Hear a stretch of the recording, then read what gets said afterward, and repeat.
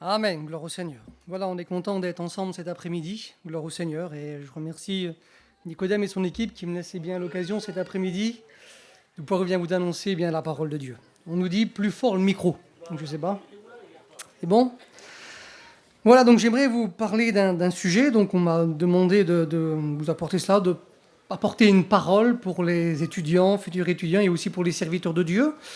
Donc on va essayer de le faire dans la mesure du possible, gloire au Seigneur.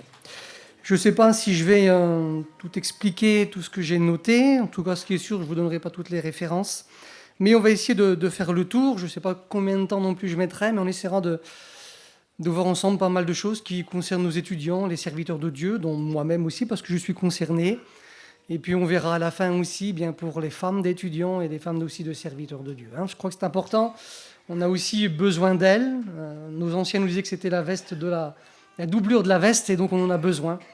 Donc aussi, bien une parole pour chacun d'entre eux, parce qu'ils sont aussi concernés bien, par le ministère de leur mari. Gloire au Seigneur. Alors on va faire 2 lectures ensemble, et on va aussi prier le Seigneur, on va demander sa grâce, afin que Dieu nous bénisse. On a besoin, pas d'un beau discours, mais d'une parole qui vient de Dieu et qui touche nos cœurs, et qui puisse porter du fruit dans nos vies. Gloire au Seigneur. Alors on va faire 2 lectures ensemble qui se trouvent dans les épîtres pastorales. Donc on va essayer de voir ça ensemble. Et on va lire ensemble 2 lectures, une dans la première épître à Timothée et la deuxième dans l'épître de Tite, qui sont l'Église, donc les épîtres pastorales. On fait ensemble cette lecture. Voici ce qu'il est écrit dans 1 Timothée, chapitre 3.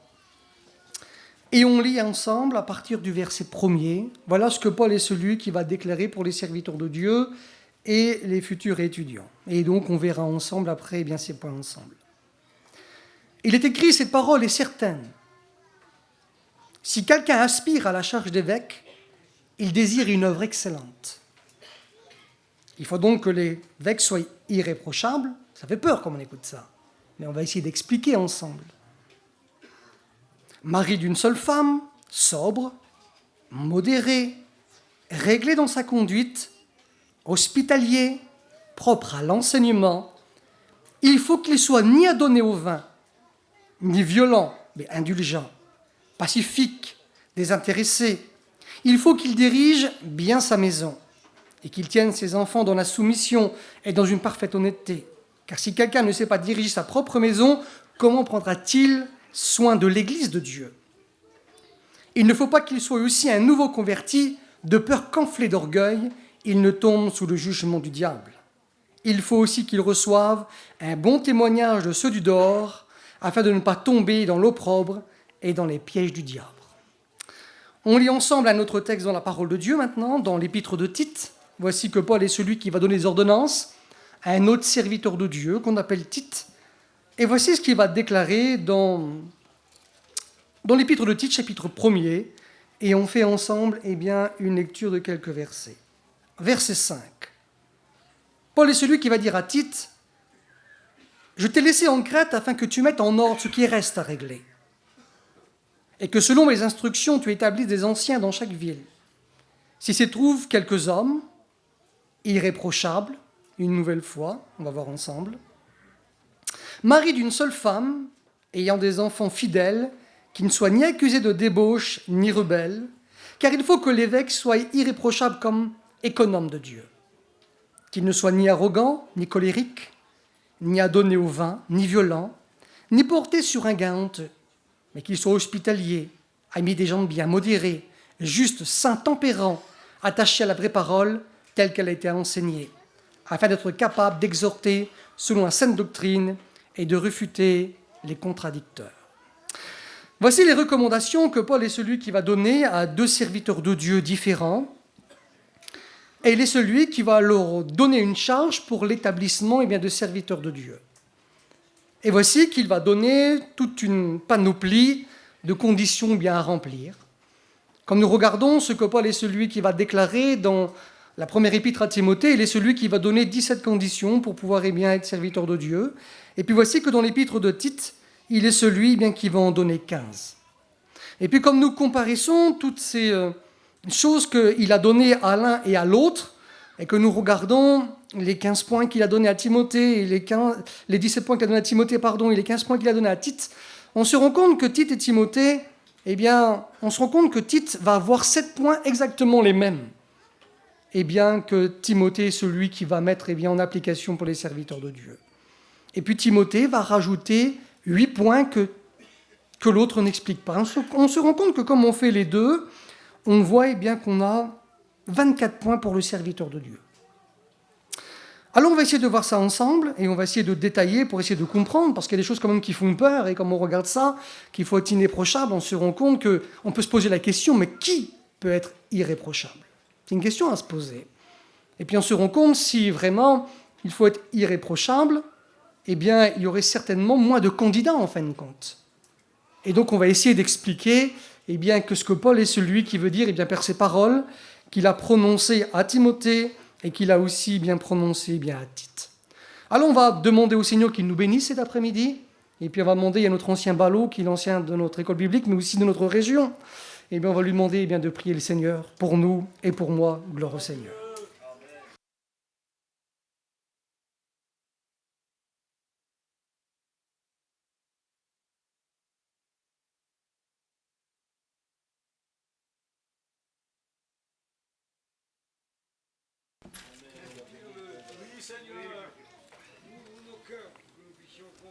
Oui, Seigneur, à toi la gloire, mon maître.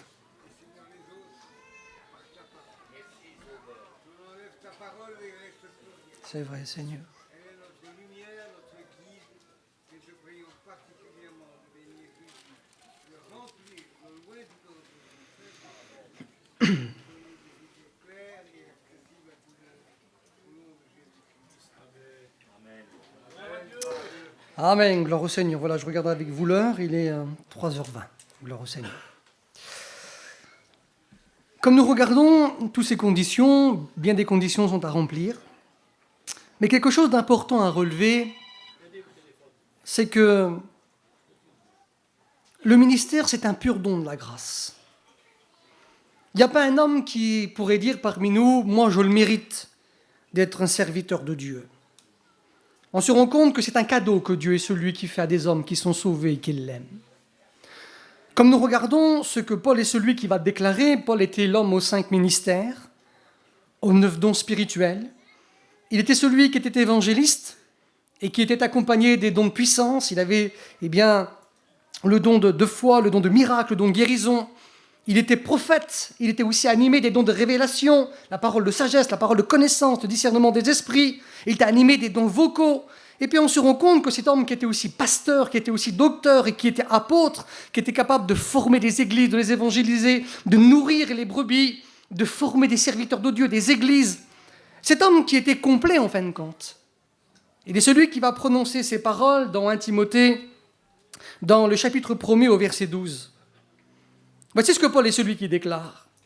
Il dit « Je rends grâce à celui qui m'a fortifié, à Jésus-Christ notre Seigneur, qui m'a jugé fidèle, en m'établissant dans le ministère. » Et il dit « Moi qui étais auparavant un blasphémateur, un persécuteur, un homme violent, et j'ai obtenu miséricorde. » Cet homme est celui qui est en train de déclarer, lui qui est un homme exceptionnel, qui pourrait se mettre à côté d'un tel personnage de l'Écriture. Il était un instrument qui est mis à part. Vous savez, il y a des instruments avec qui jamais vous pourrez lutter. Il y a des instruments que Dieu est celui qui a choisi, qui a placé, même qu'on lirait jour et nuit, même qu'on ferait des choses extraordinaires. On ne pourra pas faire ce qu'ils font parce que c'est des instruments qui ont été mis à part par Dieu. Et voici que cet instrument qui est mis à part, il va dire que même s'il était exceptionnel, même s'il avait tout, eh bien voici qu'il va dire que Dieu est celui qui lui a fait miséricorde. Le ministère est un don, une grâce que Dieu est celui qui fait aux hommes, qu'il sélectionne, qu'il choisit. On se rend compte que le Seigneur Jésus, aussi lorsqu'il a établi des serviteurs de Dieu, notamment les 12 apôtres, il est celui qui ne se fie pas aux capacités des hommes. S'il faudrait que le Seigneur choisisse des hommes qui sont capables dans telle matière et dans telle matière, peu d'entre nous peut-être seraient là aujourd'hui et pourraient prétendre être serviteurs de Dieu. Voici ce que Dieu veut, ce n'est pas forcément des gens qui sont qualifiés, mais ce qu'il veut, c'est des gens disponibles et obéissants pour lui. Et Dieu nous qualifiera. Et si on a des qualités intellectuelles, spirituelles, Dieu s'en servira. On se rend compte que lorsque le Seigneur Jésus est celui qui a choisi des serviteurs de Dieu, les 12 apôtres, c'était un choix qui a été vraiment réfléchi. Il est écrit dans l'évangile de Luc, dans le chapitre 6 au verset 12, que le Seigneur Jésus est monté sur une montagne et qu'il a prié toute la nuit. Il n'a pas choisi comme ça, tiens, toi je te choisis, toi je te choisis. Non, ça a été vraiment quelque chose de mûri, de réfléchi. Toute la nuit, il est celui qui a passé sur une montagne et il est écrit qu'il a prié. Et le matin, il est celui qui a choisi parmi les disciples, 12 hommes, pour le servir et qu'il va enseigner. Jésus n'a pas choisi des gens forcément intellectuels. Voici ce que le Seigneur Jésus, lorsqu'il a choisi des hommes, il n'a pas été à Jérusalem, qui était le centre religieux. Là-bas, il y avait des écoles en théologie juive, il y avait l'école de Hillel, l'école de Shammai, où il y avait vraiment des gens intellectuels, des gens compétents, des gens intelligents. Et voici que Paul est celui qui sortira de l'école de Hillel, et il a été enseigné par le petit-fils d'Hillel, qui était Gamaliel. Il aurait pu aller là-bas, il aurait dû dire, moi, tiens, je vais choisir des gens compétents, des gens intelligents, je vais aller là-bas à Jérusalem. Mais c'est pas ça qu'il a fait. C'est écrit quand il a choisi les 12 apôtres, c'est écrit dans les Actes des Apôtres, dans le chapitre 4 et le verset 13, lorsque l'apôtre Pierre et Jean vont se présenter devant les Sanhédrins, c'est tous des gens qui sont intelligents, des gens qui ont vraiment des grandes capacités. Et puis voici que c'est l'élite d'Israël. Quand ils passent devant eux, parce qu'ils ont fait un miracle, le paralytique d'Acte 3 qui a été guéri, ils sont conduits devant le Sanhédrin pour s'expliquer de ce qu'il y a eu. Et puis voici que quand ils vont voir l'assurance de l'apôtre Pierre et de l'apôtre Jean qui est en train de parler devant eux et qui n'ont pas peur en fin de compte de dialoguer avec ces personnalités importantes, ils vont écrire qu'ils vont être interpellés, choqués. Pourquoi ? Parce qu'il est écrit, parce que c'était des gens du peuple sans instruction. Le Seigneur n'a pas été choisir des gens compétents, intellectuels, lui il a des grosses capacités. Des fois, ça c'est l'interprétation des hommes. Des fois, nous on dit, tiens, lui, il pourrait être serviteur, lui, parce qu'il connaît plein de choses. Ah, lui, tu vois, lui, il connaît pas grand-chose. Oui, mais c'est pas toi qui choisis en fin de compte. Dieu sait ce qu'il fait. Et le Seigneur est celui qui a choisi 12 hommes et qui pourrait prétendre être à la hauteur et la stature de ces hommes-là. Pierre, un homme sans instruction, mais qui pourrait dire, moi, je suis comme Pierre. Moi, je vais faire ce qu'il a fait. Moi, je vais faire ce qu'il a dit. Un homme exceptionnel. Il était au pied de Jésus et Jésus lui a fait confiance. Ce qui veut dire que le ministère, déjà, c'est un don que Dieu est celui qui nous fait, un cadeau, et bien que Dieu est celui qui nous accorde. Et même si on n'est pas Einstein, même si on n'est pas des gens importants au niveau matériel ou spirituel ou intellectuel, ce que vous voulez, le Seigneur Jésus est capable de faire des hommes qui sont simples, des hommes qui peuvent se servir et qui peuvent être utiles dans ses mains. Gloire au Seigneur. J'ai marqué ça ici. J'ai marqué, il ne faut pas se tromper sur son appel. Il y a beaucoup d'étudiants aujourd'hui. Moi, je ne suis pas là pour faire le procès ni de personne, ni de qui que ce soit, et aussi pour remettre les appels des gens en doute. Mais j'aimerais vous avertir qu'il peut aussi y avoir des pièges, donc j'aimerais vous mettre en garde. On se rend compte qu'il est écrit dans l'épître de Tite, et j'ai marqué ça ici, il ne faut pas se tromper sur son appel. Pourquoi ? Parce que Paul sait ce qu'il dit et sait ce qu'il fait. Lorsqu'il est celui qui va donner les recommandations à Tite, à ce serviteur de Dieu, il est celui qui va dire « celui qui aspire à la charge d'évêque ». Ce qui veut dire que celui qui veut être serviteur de Dieu est celui qui doit aspirer à être serviteur de Dieu. Comme nous regardons dans le texte grec, ce que veut dire ce mot « aspirer », ça veut dire essayer d'atteindre quelque chose. Ça veut dire posséder, ça veut dire se donner soi-même. Et on se rend compte que quelqu'un qui aspire à être serviteur de Dieu, c'est quelque chose qui se remarque, c'est quelque chose qui se voit. Et voici que Paul est celui qui va dire, celui qui aspire à la charge d'évêque, désire une œuvre excellente. Non seulement est celui qui doit aspirer, c'est un acte extérieur qui se voit, qui se remarque. Il est celui qui se donne soi-même, un acte extérieur. Les gens verront quelqu'un qui veut servir Dieu, qui a vraiment reçu un appel de Dieu. Et puis voici qu'il va dire, il aspire à une œuvre excellente. L'inspiration, en fait, c'est l'aspect intérieur de celui qui veut servir Dieu.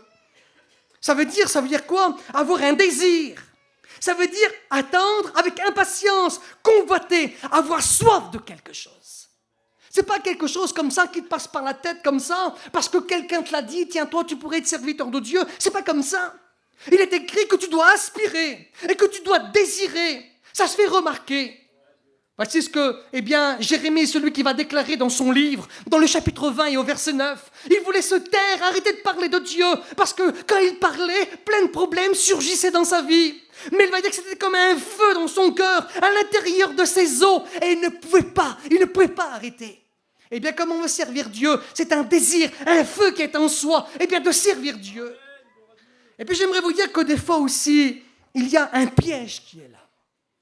Et le piège, c'est quoi? Mais pour dire, c'est biblique, c'est écrit dans la Bible. On peut tomber aussi dans un panneau, dans un piège. C'est le domaine des prophéties.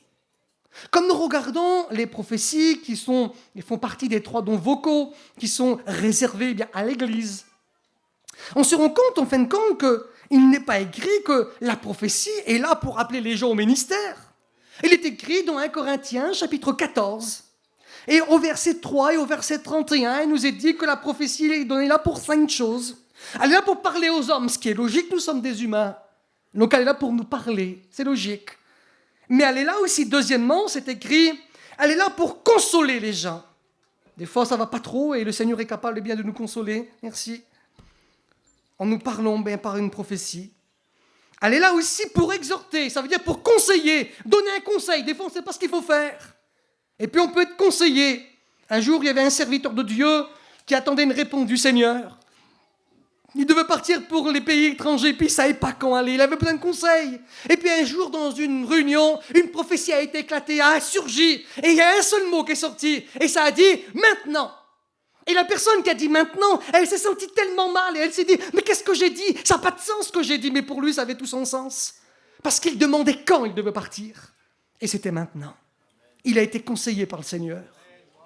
Et puis voici que la prophétie, elle est là aussi pour édifier. Édifier dans le texte grec, ça veut dire bâtir à partir des fondations. Des fois, tu es en miettes. Et puis le Seigneur te donne une parole d'encouragement. Il t'a dit de bénir. Ça te fait du bien. Et elle est là aussi pour instruire. Ça peut être un piège pour certains. Pourquoi? Parce qu'il y a des hommes qui n'ont pas le désir de servir Dieu. Ils ne remplissent pas les critères que Paul est celui qui a donné et qui a dit qu'il doit aspirer et qu'il doit désirer le ministère. Mais lui, il ne désire pas, il n'aspire pas. Et puis dans une réunion, une prophétie peut surgir, et puis cet homme-là, il se sent pris à la gorge, lui. Mais il n'a pas le désir de servir Dieu. En fin de compte, c'est un fardeau qui se met sous le paletot. Parce qu'il est écrit que 2 ou 3 prophétisent et que les autres examinent. Pourquoi il faut examiner? Parce que ça passe par le canal humain. Et puis des fois, le canal humain, ce n'est pas toujours juste, en fin de compte. Une prophétie, par contre, peut confirmer quelqu'un qui est appelé au ministère. Et puis, ça peut l'exhorter, ça peut l'édifier, le construire, le bâtir. Il est en miettes, il veut servir Dieu, il ne sait pas comment s'y prendre. Et Dieu va lui parler. Mais certains n'ont pas tous ces désirs de cela. Et puis voici que quelqu'un va venir vers lui et dire « Mon frère, j'avais un mot sur mon cœur, tu vois. » Ou alors une prophétie qui est dans une réunion. Et lui, il est près à la gorge. Et puis il se dit « Oui, mais moi, comment je fais si je désobéis au Seigneur? Seigneur, il veut cela. » Et puis tu te mets un fardeau sur le paletot. Parce que le ministère, c'est une grosse responsabilité, c'est lourd, c'est difficile. Il y a les joies dans le ministère, il y a aussi des peines, des pleurs. C'est difficile en fin de compte.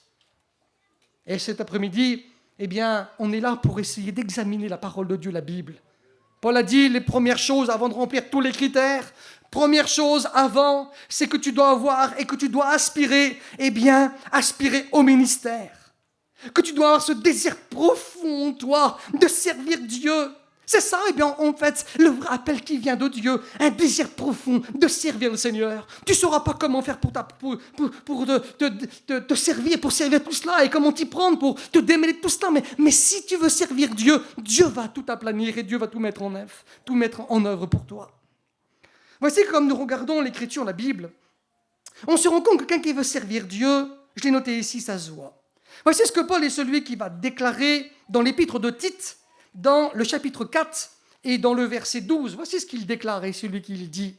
1 Timothée chapitre 4 verset 12, « Que personne ne méprise ta jeunesse, mais sois un modèle pour les fidèles, en parole, en conduite, en amour, en foi, en pureté. » Voici ce que Paul est celui qui va dire à Timothée, qui était un jeune serviteur de Dieu. Timothée, quel âge avait-il? Il n'avait pas 15 ans. On se rend compte que Timothée, lorsqu'il est celui qui va partir dans le 2e voyage missionnaire de l'apôtre, on se rend compte que c'est dans les années, 2e voyage missionnaire, dans les années 49-50. Il est celui qui va partir avec Paul parce qu'il avait un bon témoignage. Et voici que lorsque Paul est celui qui va lui parler, qui le traite encore de jeune, on estime qu'il avait une vingtaine d'années. Et puis voici que 15 ans plus tard, quand il écrit l'épître à Timothée, première épître à Timothée, dans les années 62-64, c'est un homme qui a 35 ans. Et puis il est en train de dire, écoute, que personne ne méprise ta jeunesse, mais sois un modèle. Un serviteur de Dieu, un jeune serviteur de Dieu, un étudiant qui se lève, qui soit jeune en âge ou en foi, ça doit se démarquer, ça doit se voir. Il faut qu'il soit un modèle. Il est celui qui doit dégager quelque chose de bon qui sort de lui. Si on ne peut pas approcher un serviteur de Dieu, si on ne peut pas approcher un Dieu, si on ne peut pas lui parler, ce n'est pas bon en fin de compte. Il doit y avoir quelque chose de bon qui doit se dégager. Les gens doivent voir que vraiment tu veux servir le Seigneur. 1 Timothée, chapitre 3 et le verset 7, voici ce que Paul est celui qui va déclarer encore dans cet épître. Il est écrit, il faut aussi qu'il reçoive un bon témoignage. Quelqu'un qui veut servir Dieu, c'est logique qu'il doit avoir un bon témoignage. Si les gens témoignent de lui que ça ne va pas, il est comme ceci, il est comme cela, ça ne va pas. Il faut que quelqu'un qui veut servir Dieu se fasse démarquer des autres. J'ai marqué ici quelqu'un qui aspire à servir Dieu et qui l'aime et qui a vraiment ce désir de servir Dieu. Alors, il va y avoir, dans cette élection, en fin de compte, il va y avoir l'élection qui vient de Dieu. Voici que Dieu le Père jouera un rôle, Jésus jouera un rôle, le Saint-Esprit jouera un rôle, et certains des fois ne le veulent pas, mais les anciens, les serviteurs de Dieu joueront un rôle même très important qu'on va voir ensemble. Voici ce qu'il est écrit dans le livre des psaumes, dans le chapitre 89. Voici ce qui est écrit pour David. Voici ce que le Seigneur est celui qui va déclarer, c'est Dieu qui parle et qui dit, psaume 89 et verset 21, « J'ai trouvé David, mon serviteur, je l'ai oint de mon huile sainte. Voici que Dieu est celui qui choisit des hommes. » Il est celui qui va parler encore, dans le psaume 89 de David. Et il dit au verset 4, « J'ai fait alliance avec mon élu. Voici que j'ai juré à David, mon serviteur. J'ai fait une alliance avec lui. Voici que Dieu est celui qui a choisi David. » C'est le choix de Dieu. Des fois, nous, on critique certains choix. Dire, lui, c'est pas possible, toi, lui, ça aurait été mieux. Oui, mais c'est le choix de Dieu. Dieu choisit des hommes. Voici qu'il est écrit encore, dans le psaume 105, verset 26, est écrit « Dieu a choisi Moïse et il a choisi Aaron ». On se rend compte aussi qu'il est écrit dans le psaume 135, verset 4, qu'il est celui qui a choisi aussi Jacob.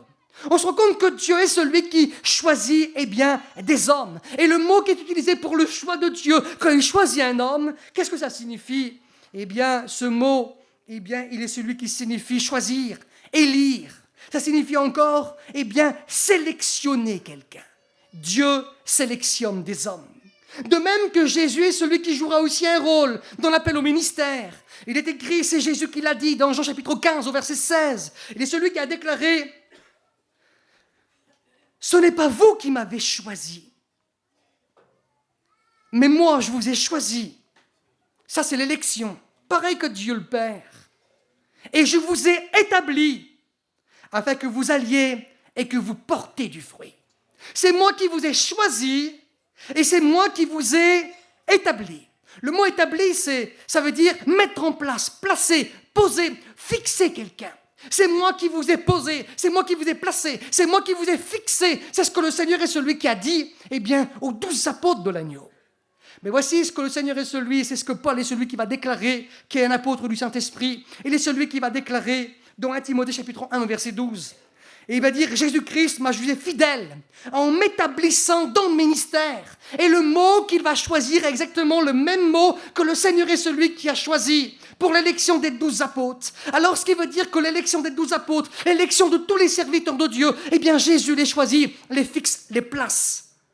C'est lui qui les établit. Voici que le Saint-Esprit est celui qui jouera aussi un rôle.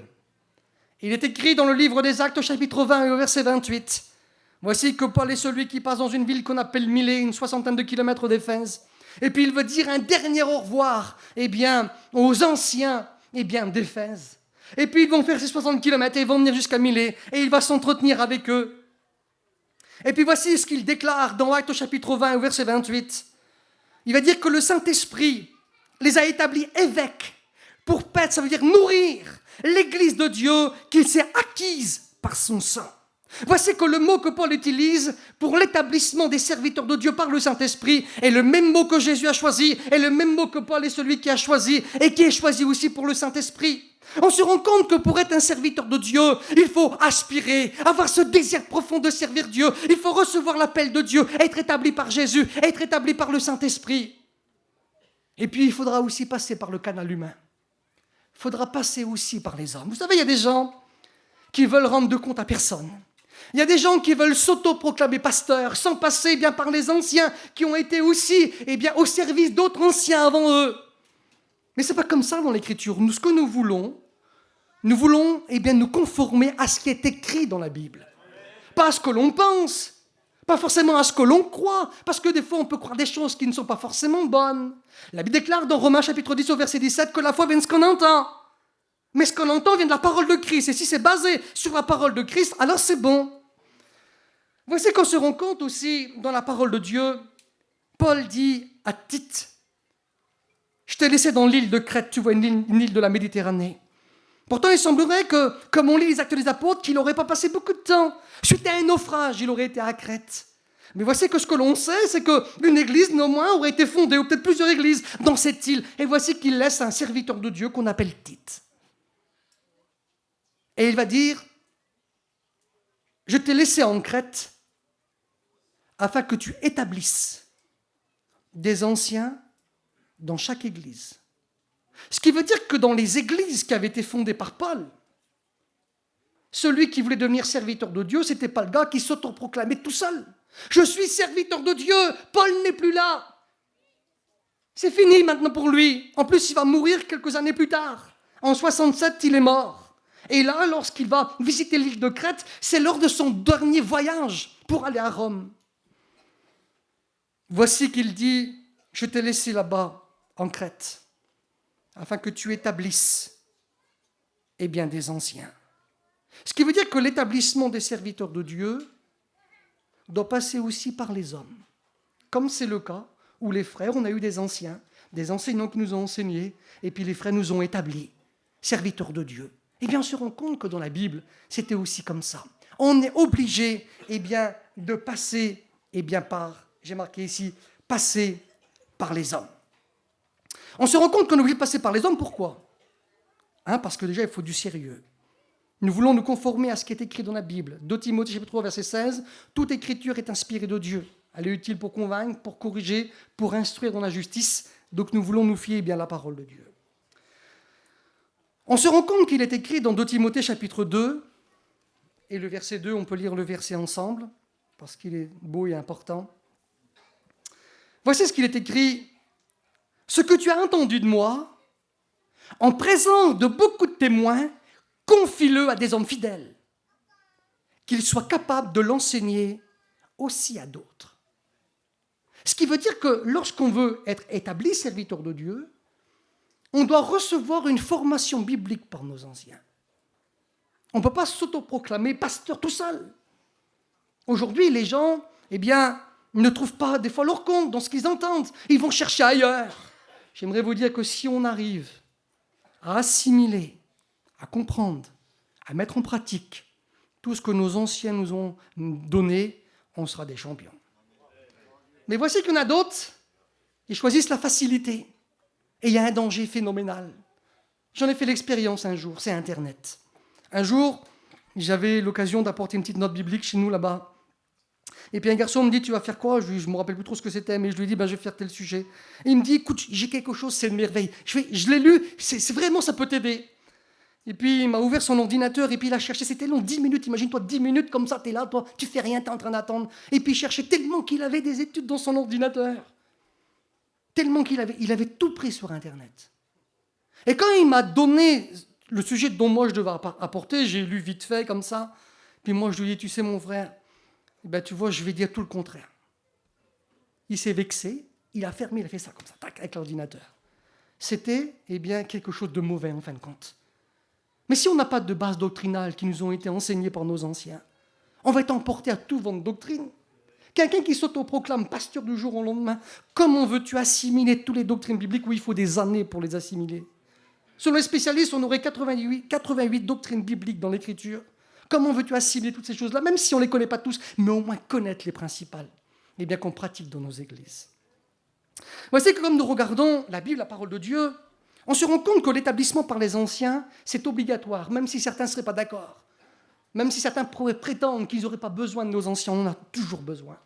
On se rend compte que dans la Bible, regardez déjà devant, dans l'Ancien Testament, on se rend compte que Moïse, lui, il va falloir aussi qu'il établisse des hommes, 70 hommes de mémoire, pour l'aider à gouverner et diriger le peuple d'Israël. Il a fallu que Moïse établisse des hommes. Il a fallu que ces hommes qui ont gouverné sur le peuple d'Israël, pour diriger les questions difficiles, les problèmes, ont fallu qu'ils soient établis par un ancien qui était Moïse. On se rend compte aussi dans l'Écriture que les Lévites, pour servir dans le tabernacle, on se rend compte ils ont été établis par Moïse et par Aaron. Et ils ont été aussi présentés devant le peuple pour savoir si le peuple était d'accord que ces hommes-là puissent servir dans le temple de Dieu. Il semblerait que ces Lévites avaient même une formation de 5 ans avant de pouvoir rentrer en fonction. Pourquoi ?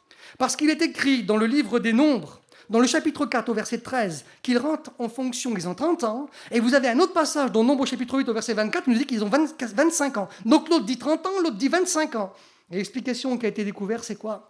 C'est qu'ils avaient probablement une formation de 5 ans. Comme nous, pour l'école biblique, il faut aussi une formation pour servir. On se rend compte que aussi, les sacrificateurs étaient établis, Nombres chapitre 3 verset 10, Exode chapitre 29 verset 10, établis par qui ? Par les anciens qui étaient Moïse et Aaron. Comme nous regardons, Élisée, il était au service de qui ? Au service d'un ancien. Il était aussi au service d'Élie. Et comme Élie va partir, les gens vont examiner, voir. Et ils vont voir que l'esprit qui résidait en Élie résidait maintenant en Élisée. Et plus tard, Élisée aussi à son tour, il vend des écoles de prophètes. Et les prophètes sont aussi devant lui, devant l'ancien qui est en train aussi de les instruire. Et puis comme on avance tout doucement vers le Nouveau Testament, on se rend compte que les apôtres ont eu le meilleur des anciens. Ils ont eu Jésus lui-même pendant 3 ans et demi, qui les a enseignés, qui les a conduits et qui les a envoyés en mandat d'évangélisation pendant son ministère, mais aussi après sa mort et sa résurrection. Et puis voici que même Paul pourtant c'est l'homme de science, l'homme intellectuel, l'homme qui connaît, avancé dans le judaïsme plus que tous ceux de son âge, un homme exceptionnel. Voici que cet homme-là, on se rend compte que lorsqu'il s'est converti, comme on lit avec des apôtres, il semblerait qu'il va prêcher tout de suite à Jérusalem, tout cela, mais non, on se rend compte, comme on lit l'épître aux Galates, qu'en fin de compte, ça ne s'est pas passé exactement comme ça. Mais qu'il est parti 3 ans en Arabie. Pourquoi qu'il est parti 3 ans en Arabie ? J'ai consulté ni la chair ni le sang. La chair, c'est la famille. S'il consultait son père qui lui avait payé des études pour devenir un grand théologien dans le judaïsme, et que maintenant, il a abandonné ça pour devenir chrétien, ça serait mal passé chez lui à la maison. Et consulter ni le sang, ça veut dire qu'il ne consultait pas non plus ceux qui l'avaient envoyé. Le sang, c'est la famille, pardon. Et la chair, c'était ceux qui l'avaient envoyé du membre du Sanhédrin. Consulte personne, il va en Arabie. Il va en Arabie parce que là-bas, au moins, il pouvait être tranquille. Parce que le roi Arétas était en guerre avec le roi Hérode à cause d'un mariage des enfants. Il savait que là-bas, on n'aurait pas été l'attaquer. Et puis quand il va là-bas, 3 ans, pourquoi ? Même que tu es un grand scientifique, comment veux-tu réinterpréter, toi, tout l'Ancien Testament comme ça ? Il faut que maintenant, il découvre tout l'Ancien Testament à la lumière du Christ et qu'il puisse dire, voilà, ça concerne Jésus, ça concerne Jésus, parce qu'avant, un voile était sur ses yeux. Mais même si c'est l'homme intellectuel qui connaît plein de choses, il a une formation de 3 ans, mais ça n'empêche pas qu'il aura quand même Barnabas comme ancien. Quand il est venu à Jérusalem, personne n'en voulait de ce gars-là. C'était un terroriste avant. Personne n'en voulait. Il a fallu que Barnabas le prenne sur sa coupe et qu'il explique aux anciens, tu vois, regarde, moi je l'ai vu. Il s'est vraiment converti, il a vu Jésus, c'est un homme de Dieu. Et puis, quand il va prêcher à Jérusalem et que les hellénistes, les juifs qui parlent le grec voulaient lui faire la peau, qui voulaient le tuer, il a fallu qu'il parte à Damas là-bas. Mais à Damas, il était en train de pourrir là-bas. Personne ne s'occupait de lui. Qui c'est qui a été le chercher à Damas et qui l'a amené pas à Jérusalem, mais qui l'a amené à l'église d'Antioche de Syrie, qui était une métropole de 500 000 habitants, là où ces collégiens pour la première fois ont été appelés chrétiens. Qui c'est qui l'a appelé ? Qui a été le chercher là-bas à Tars ? Il avait toute une science qu'il connaissait, mais personne ne l'utilisait. Il a fallu que cette nouvelle foi, son ancien Barnabas, qu'il avait présenté aux apôtres, et qui a été le chercher, et qui l'a mis dans l'église d'Antioche. Et c'est dans l'église d'Antioche qu'il va être appelé pour ses voyages missionnaires. Il avait aussi besoin d'un ancien. J'aimerais vous dire qu'on a besoin aussi de passer par le canal humain. On n'a pas le choix. Il faut passer aussi par le canal humain. On ne peut pas s'autoproclamer pasteur, serviteur de Dieu, comme on le désire. On est établi par Dieu, on est établi par Jésus, par le Saint-Esprit, mais aussi par nos anciens. Gloire au Seigneur. Ça, c'est important. Comme nous regardons la Bible, la parole de Dieu, on voit que toutes ces choses ont établies et sont importantes. Comme nous regardons aussi dans la parole de Dieu, comme on voit aussi qu'il est parlé d'anciens et qu'il est parlé aussi d'évêques, ces deux mots font partie de la même personne, sont là pour désigner un seul individu. L'ancien, c'est le titre honorifique et de respect à l'égard du serviteur de Dieu. Le mot évêque, épiscopos, ça c'est la charge, la fonction du serviteur de Dieu qui veut dire surveillant. On se rend compte que cela concerne la même personne. On a des exemples dans l'Écriture, dans la Bible, et j'aimerais vous citer juste un truc important. C'est que comme nous regardons ce qui est écrit dans l'épître de Tite, qui va désigner pour les serviteurs de Dieu, il va dire au verset 5, « Je t'ai laissé en Crète, afin que tu établisses des anciens dans chaque église. » Et au verset 7, 2 versets plus loin, quand il donne toutes les conditions pour l'ancien, il va dire « Car il faut que l'évêque soit comme ça, comme ça, comme ça. » Et on se rend compte que Paul va donner le titre d'ancien, et puis il va donner aussi le titre d'évêque à celui qui veut charger cette responsabilité. C'est le même.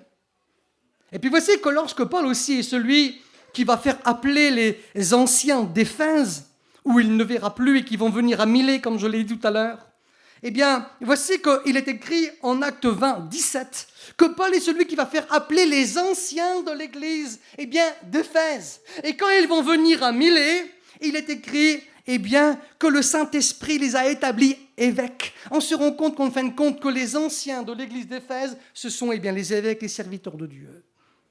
Une chose aussi importante, c'est qu'un ancien dans la Bible, ce n'est pas un vieux chrétien. Vers les Gradgés, c'est ce qu'ils font. Tu as 30 ans ou 40 ans de vie chrétienne et tu es établi ancien. On se rend compte que dans la Bible, ça, ce n'est pas possible. Pourquoi ?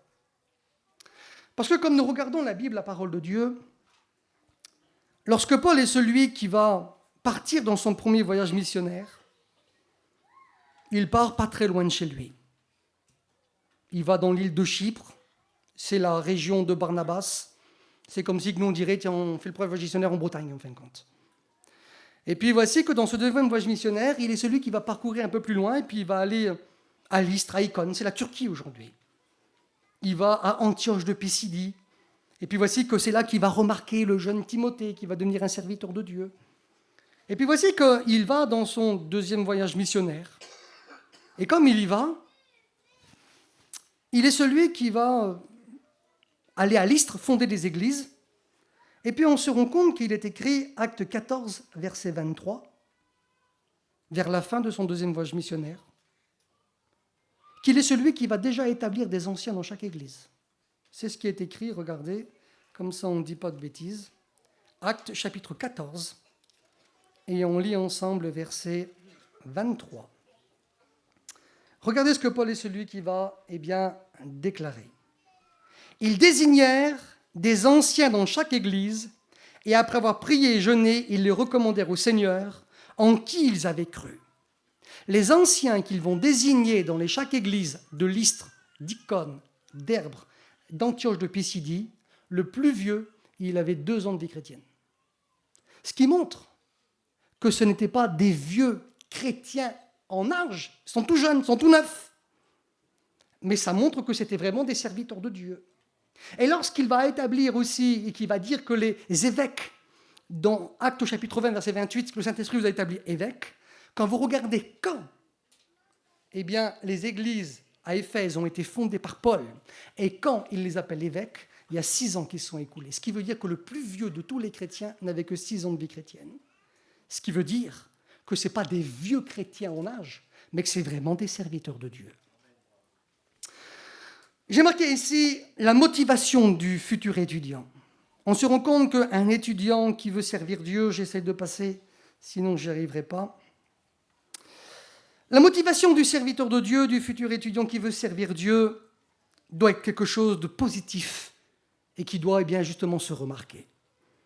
Philippiens chapitre 1 verset 15 est écrit « Quelqu'un, il est vrai, prêche le Christ par envie et par esprit de dispute, mais d'autres le prêchent avec des dispositions bienveillantes. » Vous voyez qu'à l'époque de Paul, déjà, il y avait des gens qui faisaient de la concurrence.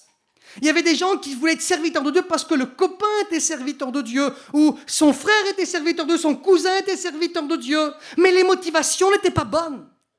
Voici qu'il est écrit qu'il prêchait Christ, par esprit de dispute. Imagine-toi, esprit de dispute, ça veut dire, en grec, créer des problèmes. Oui, mais si vraiment, sans juger personne, quelqu'un qui n'avait pas ce feu de servir Dieu, mais qui a été pris à la gorge, et qui ne savait plus comment faire, et qui est aujourd'hui engagé, et qui n'a pas des bons dispositions, des fois ça crée des soucis, ça crée des problèmes. L'homme charnel créera toujours des problèmes de toute façon. C'est l'homme spirituel qui essaye d'arranger. Voici qu'il est écrit au verset 16, « Ceux qui agissent bien, agissent par amour, tandis que les autres, animés d'un esprit de dispute, annoncent Christ dans des intentions qui ne sont pas pures, et avec des pensées de me susciter des afflictions dans mes liens. » Pas possible. Ce n'est pas des serviteurs de Dieu qui vont créer des problèmes à Paul. C'est lui l'ancien, c'est lui l'homme de doctrine. C'est à lui qu'on doit quasiment toute la doctrine chrétienne. On va lui poser des problèmes à lui. Oui. Il y avait, on s'entend, des gens qui étaient des serviteurs de Dieu et qui lui posaient des problèmes parce que la motivation au départ n'était pas saine. Prenez garde aux mauvais ouvriers. Ne faites rien par esprit de parti ou par vaine gloire. On se rend compte que dans la Bible, on a un mauvais exemple. Et cet exemple, qui a été rectifié par la suite, mais c'est le petit Marc, le petit Jean-Marc, celui qui a écrit l'évangile de Marc. Il habite à Jérusalem, sa mère, il semblerait qu'ils ont des moyens financiers importants, il a une servante qui s'appelle Rhodes, un foyer bien impeccable. Puis il a un cousin, c'est écrit dans Colossiens chapitre 4 au verset 10, il a un cousin qui est quand même important, c'est Barnabas, un lévite de Chypre, et qui va partir en voyage missionnaire avec Paul. C'est son cousin. Et puis voici que lorsqu'ils vont être à Antioche, le Saint-Esprit, celui qui va parler, qui va dire « Mettez-moi à part Saul et Barnabas ». Il n'a pas dit « Mettez-moi à part Marc ». Il a dit « Saul et Barnabas ». Mais voici que lui, il s'infiltre. Mais lui, il n'a pas été appelé à ça. Le Saint-Esprit, celui qui a dit « Saul ». Et il a dit aussi Barnabas. Ils sont envoyés par le Saint-Esprit, et dans Actes chapitre 13, verset 5, il est écrit « Ils avaient Jean pour aide ». On se rend compte que sa motivation ne devait pas être la même motivation qu'avait Barnabas et qu'avait Saul. C'est des hommes qui voulaient se donner tout entier pour le Seigneur. Il n'avait pas été appelé, mais quand même il y va. Pourquoi ? Parce que c'était quand même quelque part une fierté. Imagine-toi, t'allais avec le grand Paul, t'allais avec le grand Barnabas, c'est son cousin, un lévite de Chypre, il devait connaître l'Ancien Testament, même pas la peine. Voici que là, dans l'église d'Antioche, il y a des prophètes et des docteurs, et on se rend compte que Paul, c'est un docteur, et qu'il sera appelé apôtre en Actes chapitre 14 et verset 14. C'est un honneur d'aller avec ces hommes-là. Et il y va. Et puis voici qu'en plein voyage missionnaire, un seul coup comme ça, il plaque tout le monde. On ne sait pas ce qui s'est passé. Mais en tout cas, ça a dû chauffer. On ne sait pas ce qui s'est passé, et voici que cet homme-là est celui qui repart chez lui, et il repart il repart à Jérusalem. Dans le deuxième voyage missionnaire, Barnabas veut reprendre son cousin, l'esprit familial. Mais des fois, ça ne va pas toujours. Il veut reprendre Barnabas avec lui. Il veut reprendre Marc avec lui, Barnabas. C'était son cousin. Mais Paul, il dit, il n'est pas question. Paul, lui, il n'est pas d'accord et il ne veut pas. Et il est écrit qu'ils vont avoir une vive discussion à un tel point que, ils vont se séparer tous les deux. Et voici qu'il va prendre Silas, qui était prophète, et puis l'autre, il va partir avec son cousin, eh bien, avec Marc. Voici que Paul a été un ancien qui a su dire non quand ça ne va pas. Des fois, nous, on est des lâches. Quand ça ne va pas, même qu'il faut dire non, des fois, on dit oui. Et ça ne marche pas. Ben après, c'est une tonne de problèmes, en fin de compte. Lui, il a vu que ça n'allait pas, il a dit non. Barnabas, il dit, écoute, c'est mon cousin, il faut l'amener, tout ça. Lui, il a dit, écoute, tu as vu le premier voyage missionnaire, il nous a abandonné tout cela. Il n'a pas, les caractéristiques pour faire ça. Moi, j'en veux pas. Et lui, il a su dire non, même si ça a chauffé, eh bien, entre Barnabas et Saul. Et Barnabas et Saul, pourtant, c'était deux amis, et c'était comme si c'était l'étudiant et l'ancien. Ils se sont séparés tous les deux à cause de Marc. On se rend compte que ça va durer probablement pendant des années. Pourquoi ? Parce que on peut comprendre qu'il est écrit, Paul est celui qui va dire, qui va donner des ordres au sujet de Marc. Il est écrit, Aristarque, mon compagnon de captivité, vous salue, ainsi que Marc, le cousin de Barnabas, Colossiens chapitre 4, verset 10, au sujet duquel vous avez reçu des ordres. Et Paul dit en bas, s'il va chez vous, accueillez-le. Ce qui veut dire qu'on peut comprendre deux choses. On peut comprendre que Marc n'avait pas de témoignage et que l'Église ne voulait pas le recevoir et que c'est Paul qui s'est imposé dire « je vous donne des ordres, maintenant vous le recevez ». Mais on peut aussi comprendre, par rapport à ce qui s'est passé avec Barnabas, que Paul est celui qui avait donné des ordres au sujet de Marc. Et il va dire maintenant c'est bon, la sanction est enlevée, vous pouvez maintenant le recevoir. Et cela, vous savez, c'est quand ? C'est dans les années 60. Et quand ils vont avoir le problème, c'est dans les années 49. Ce qui veut dire qu'il y a plus de 10 ans qui s'étaient écoulés. La sanction est levée, on se rend compte que Marc va changer. Et Paul va le remarquer. Il va dire après Paul, Marc m'est utile pour le ministère.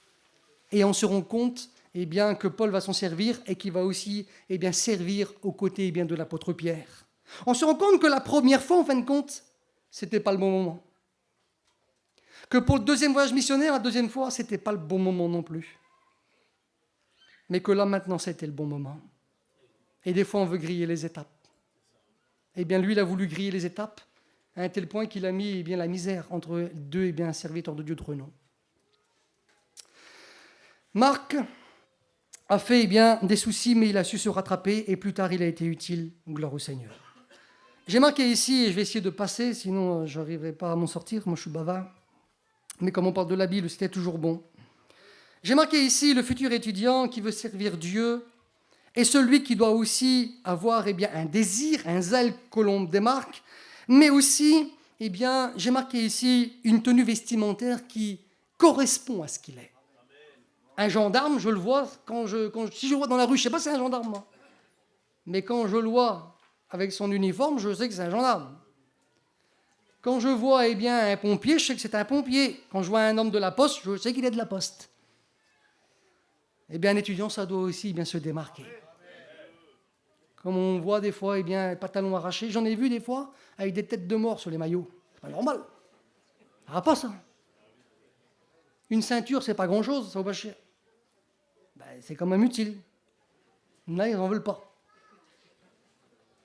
Mais si on veut servir Dieu, on doit montrer à qui on appartient. Un pompier, lui, il monte son uniforme, on sait à qui il appartient. Un gendarme, on sait qu'il appartient à la gendarmerie qui est dans la ville, là. Quelqu'un qui veut servir Dieu aussi, on doit savoir à qui il appartient. J'ai marqué ici, coupe de cheveux extravagante. On a des cheveux de fois dans tous les sens. Des traits, des machins, des trucs bizarres. J'ai marqué ici, ça coule de source, pas de piercing, pas de bout d'oreille. C'est aussi logique. J'ai marqué ici, pas de tatouage. Il y en a qui ont des tatouages. Des fois, ils pleurent pour les enlever maintenant. Une fois, j'en ai vu un, il a été rétrograde pendant quelques temps. Je l'ai revu, tatouage dans le cou tout partout. Un problème. C'est écrit dans le livre des Lévitiques, chapitre 19, au verset 28. Il est écrit, tu n'imprimeras pas des images sur ta peau. Et si vous lisez la traduction d'Arby, qui est plus littérale, est écrit noir sur blanc, tu ne mettras pas de tatouage sur ta peau. C'est écrit noir sur blanc. Alors il y en a qui les ont fait avant, ça c'est le passé. Mais maintenant c'est fini tout ça, terminé. J'ai marqué ici son comportement. Il doit se comporter comme un homme de Dieu. Et puis on a un exemple dans la Bible. Parce que les exemples, c'est quelque chose qui nous parle en fin de compte.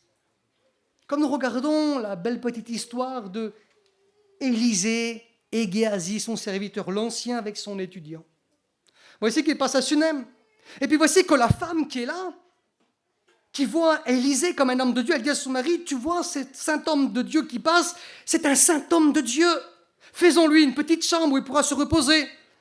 Mais normalement, elle n'aurait pas dû dire ça, ils sont deux. Elle aurait dû dire, tu vois, les deux hommes qui passent, ce sont des saints hommes de Dieu. Pourquoi elle dit qu'il n'y a qu'un homme de Dieu dans le lot? C'est pas normal ça. Ah, moi, je travaille avec Nono chez nous. Puis on passe tous les deux, puis une femme dit, tiens, Nono, quel homme de Dieu que c'est? Ça veut dire quoi? Moi, je ne vois rien. Elle dit ça. Et puis lorsque le petit bébé qu'ils vont avoir et qui va grandir et qui va mourir, et qu'elle va aller au mont Carmel là-bas pour aller trouver l'homme de Dieu, Élisée qui était plus jeune, Géasi qui était plus jeune qu'Élisée, alors Élisée va dire, écoute, toi tu vas aller, tu vas descendre la montagne, tu vas aller devant cette femme et tu vas lui demander si tout va bien. Cette femme, en fait, elle est en miettes, elle a perdu ce qu'elle avait de plus cher. Et puis cette femme, elle aurait dû dire, eh bien, non, ça va pas, tu vois, Géasi, ça va pas. Quand il lui a demandé, est-ce que ça va bien, elle répond, tout va bien, c'est même dans le texte hébreu, shalom, plénitude de la paix. Mais comme elle vient vers l'homme de Dieu, à genoux au pied de l'homme de Dieu, elle est en train de pleurer et elle explique toute sa misère. Comment ça se fait qu'elle ne veut pas se confier en lui? Il n'a pas le témoignage qui correspond. Et comme il est celui qui va aller pour guérir, ressusciter le jeune garçon, ça ne marche pas non plus.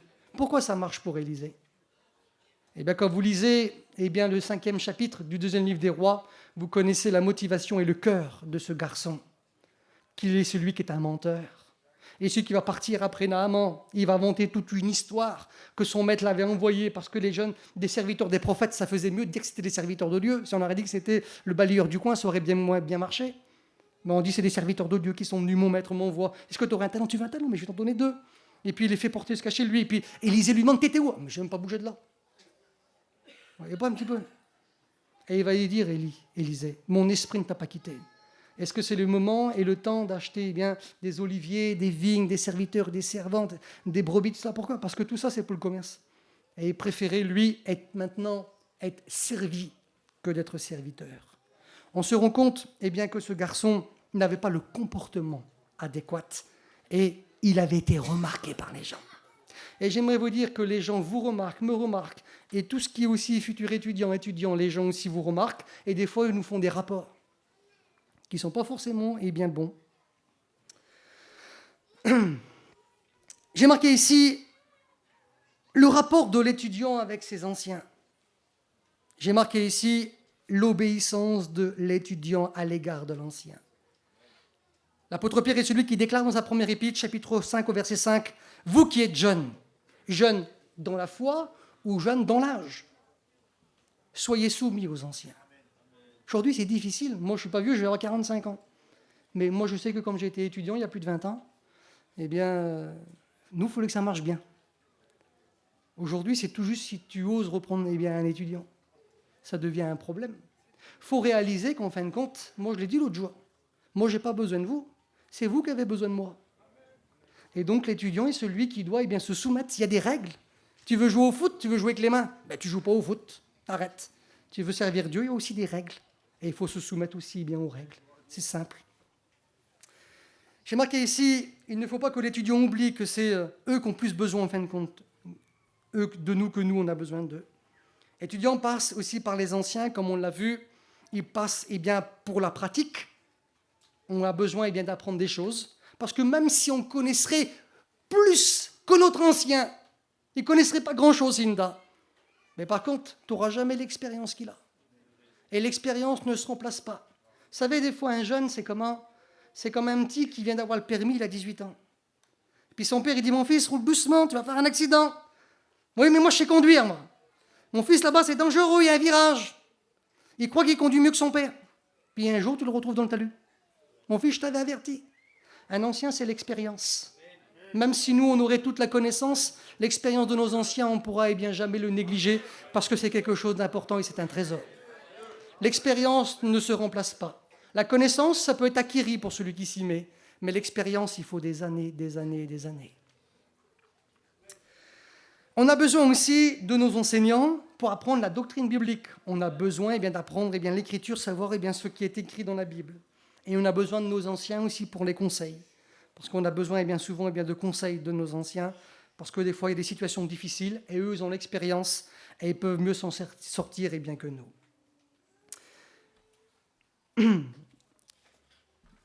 Je vais essayer de passer, essayer de voir, d'aller assez vite. J'ai marqué aussi le respect que les étudiants doivent avoir à l'égard de leurs anciens. Il est écrit dans 1 Timothée, dans le chapitre 5 et dans le verset 17. Voici ce qu'il est écrit, chapitre 5 et verset 17. Paul est celui qui va déclarer ces mots. On lit ensemble. Que les anciens qui dirigent bien soient jugés dignes d'un double honneur. Imagine-toi, un ancien doit être honoré 2 fois plus qu'un chrétien. Un double honneur. Un ancien qui dirige bien doit être, il est écrit, jugé digne d'un double honneur. Des fois, il y en a, ils n'ont même pas un simple honneur. Ce n'est pas pour avoir un double honneur. Mais la Bible dit que vraiment, on doit montrer du respect à l'égard d'un serviteur de Dieu, et encore plus s'il est vraiment un ancien en tant que serviteur de Dieu. Un double honneur. Si des fois il y a un simple honneur, des fois ça serait déjà bien. Parce que des fois il n'y a pas de respect. J'ai marqué ici, mauvais exemple, Acte 13, le petit Marc. Jean se sépara d'eux et retourna à Jérusalem. Ça veut dire, moi écoute, toi Paul, tu penses ça? Toi Barnabas, tu penses ça? Oui, mais moi je pense ça. Moi je fais ça. Alors moi je retourne à Jérusalem, il est retourné chez lui dans sa maison. Il a plaqué tout le monde en plein voyage missionnaire. Il n'y a pas eu de soumission en fin de compte. J'ai marqué ici la vaillantise et le zèle de l'étudiant, 1 Timothée chapitre 3 verset 10, qu'on les éprouve d'abord et qu'ils exercent ensuite leur ministère s'ils sont bien sans reproche. Ces recommandations sont données pour les diacres, mais toujours dans le contexte des ministères et des diacres. Ce qui veut dire que c'est applicable aussi pour les serviteurs de Dieu, et notamment aussi les jeunes serviteurs de Dieu, de les éprouver. David a dit « Le zèle de ta maison me dévore », et c'est les paroles qui ont été reprises aussi pour Jésus. Ça montre que Jésus avait un zèle pour servir Dieu, et c'est ce que l'étudiant aussi doit avoir. J'ai marqué ici que la paresse est une maladie difficile à guérir. Il y a des gens, des fois, c'est aussi des paresseux. Et moi, j'avais mon ancien qui me disait « Si vous êtes paresseux en tant qu'étudiant, une fois reconnu, vous serez encore plus paresseux. » Alors, il faut commencer par être vaillant. Voilà ce qui est écrit, Proverbe chapitre 19, verset 24. Le paresseux plonge sa main dans le plat et ne la ramène pas à sa bouche. Il est vaillant, lui. Imagine-toi. Pas la force de la ramener à la bouche. Il est écrit, avertissement, j'ai marqué pour l'étudiant paresseux, Proverbe chapitre 6, verset 10, un peu de sommeil, un peu d'assoupissement, un peu croiser les mains pour dormir, et la pauvreté te surprendra comme un rôdeur et la disette comme un homme en armes. On peut aussi comprendre que quelqu'un qui est paresseux dans les choses de Dieu, la pauvreté spirituelle est celle aussi qui le surprendra, et en fin de compte, il ne fera pas grand-chose. Alors qu'on est appelé à travailler justement pour l'œuvre de Dieu. Un jour, l'expérience personnelle, j'étais dans une région, dans une ville, et puis j'étais en train de parler avec un garçon qui se levait pour servir le Seigneur. Et puis j'ai vu les frères comme ça, un seul coup, ils étaient en train de passer et qu'ils avaient les sacs à poubelle et les baguettes pour ramasser. Et moi, quand j'ai vu ça, j'étais en train de parler avec lui, je me suis levé, j'ai été prendre ma baguette, mon sac, et j'ai été ramasser avec eux. Et lui, il nous a dit ça, lui. Il a dit, si vous avez besoin de moi, vous m'appelez. Voilà, il fallait l'appeler. Il aurait dû se lever avant moi même et prendre sa baguette et puis ramasser. Si vous avez besoin de moi, appelez-moi. Voilà, c'est comme ça comment faire. J'ai marqué ici, il ne faut pas que l'élève, j'ai marqué ça comme ça, crée des problèmes à leurs anciens. J'ai marqué ici, ils peuvent être la misère entre les anciens, et ça c'est vrai. Mais ce n'est pas seulement vrai de nos jours, c'est vrai aussi à l'époque des apôtres. Il est écrit que lorsque Paul et Barnabas vont se séparer, vous regardez plusieurs traductions, il est écrit qu'ils vont avoir un conflit, Paul et Barnabas. Ils vont se disputer à un tel point qu'ils vont carrément se séparer. Et quand vous regardez ce que la nouvelle traduction, Louis II est celle qui dit, dans Actes chapitre 15 et au verset 39, le conflit devient tel qu'ils finirent par se séparer. Il a mis la misère. Voici que Paul et Barnabas, qui étaient ensemble, travaillaient ensemble, appelés par le Saint-Esprit ensemble, lui, il aura fait quoi? Faire ça. Alors que normalement, ils allaient tous les deux dans le deuxième voyage missionnaire. Il a mis la misère. Et ça a mis des années après avant que ça se répare tout cela. C'est des exemples bibliques, mais qui sont quand même encore d'actualité encore aujourd'hui. Les murmures que les étudiants, ou même des fois, même certains serviteurs de Dieu peuvent faire aussi. Les murmures, j'ai marqué les étudiants à l'égard des anciens. 1 Timothée, chapitre 5, verset 19. Ne reçoit point d'accusation contre un ancien si ce n'est sur la déposition de 2 ou 3 témoins. Parce que des fois, il y a beaucoup de parleurs. Mais quand les faits sont là, il n'y a plus personne. Et voici qu'il est écrit que pour condamner ou accuser un ancien, il faut 2 ou il faut 3 témoins. J'ai marqué ici l'étudiant qui ont, ça c'est assez compliqué, les étudiants qui ont aussi leur propre idée. Ils connaissent mieux que les vieux, mieux que les anciens. Ils ont mis des années à faire ce qu'ils ont fait. Quand tu fais une note biblique, ça se fait pas en 2 minutes. Ils ont mis des années à acquérir ce qu'ils savent. Eux, des fois, oui, mais c'est pas comme ça. Non, mais non. Imagine-toi, tu discutes ce que des enseignants ont mis des années à mettre en place. Toi, t'es rien encore, mais tu connais mieux qu'eux.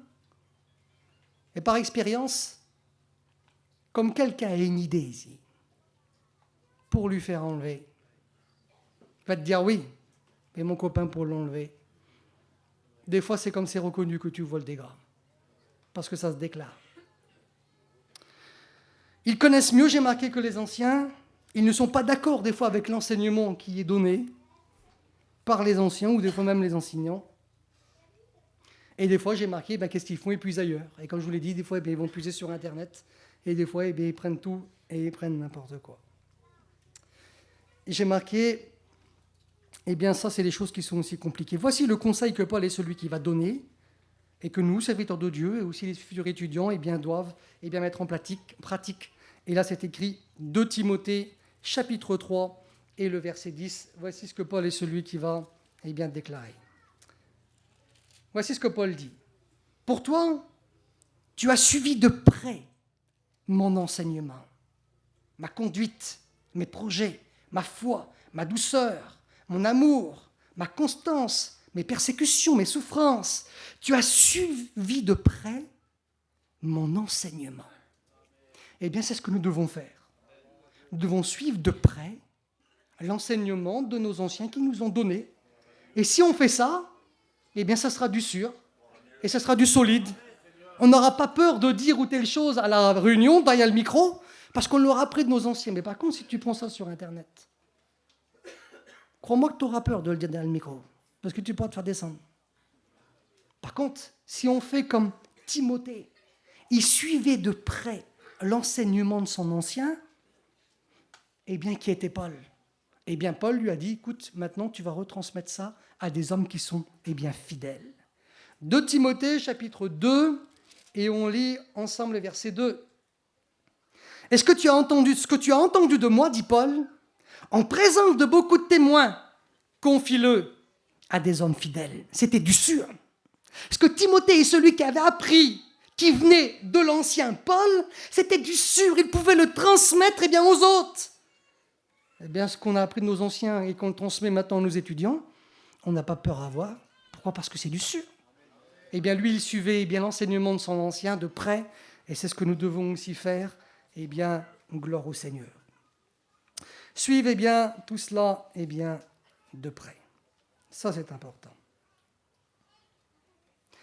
Alors, j'essaie de passer. J'ai marqué les étudiants qui veulent aussi tout régler. Et c'est vrai, des fois, comme on est jeune, des fois, on croit avoir les réponses à tout.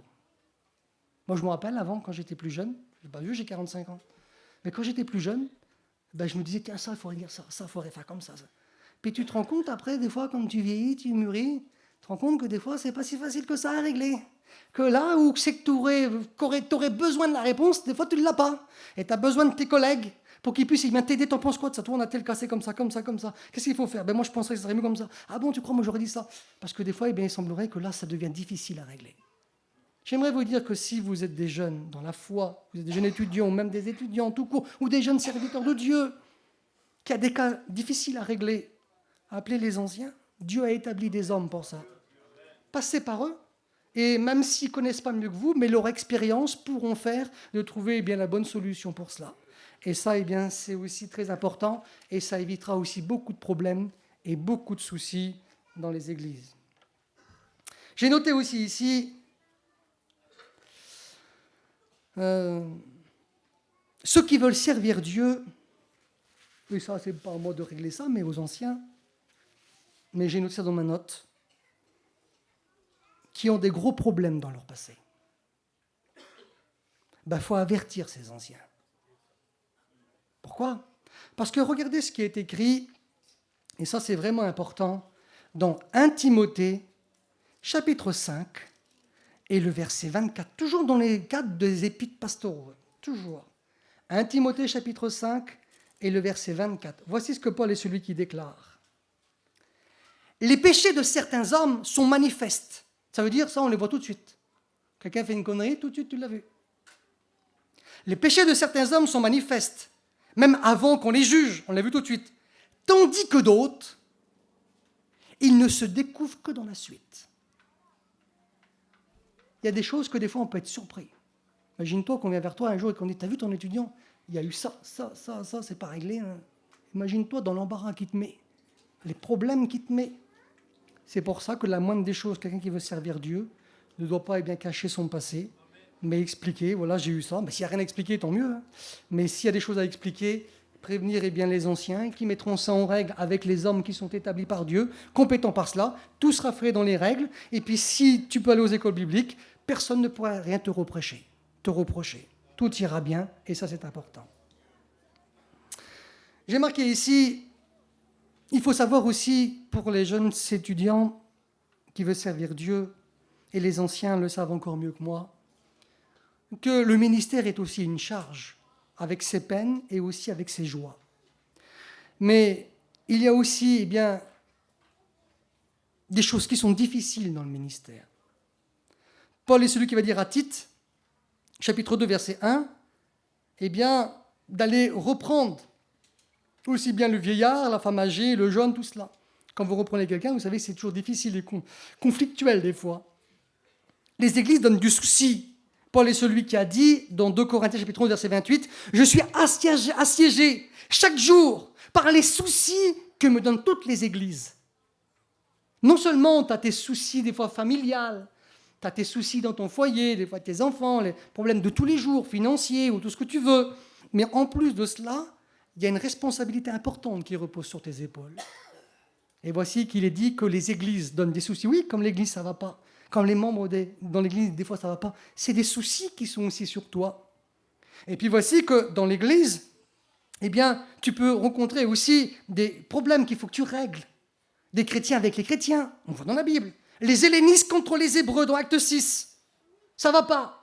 Les Hébreux, c'est ceux qui parlent, c'est des Juifs qui parlent l'hébreu ou l'araméen. Les hellénistes, ce sont des Hébreux aussi, mais qui parlent le grec. Et puis voici qu'ils vont dire, vous les apôtres, vous faites des préférences. Vous aimez mieux les Hébreux que nous. Et c'est pour ça qu'ils vont établir les diacres. Problème qu'il faut régler.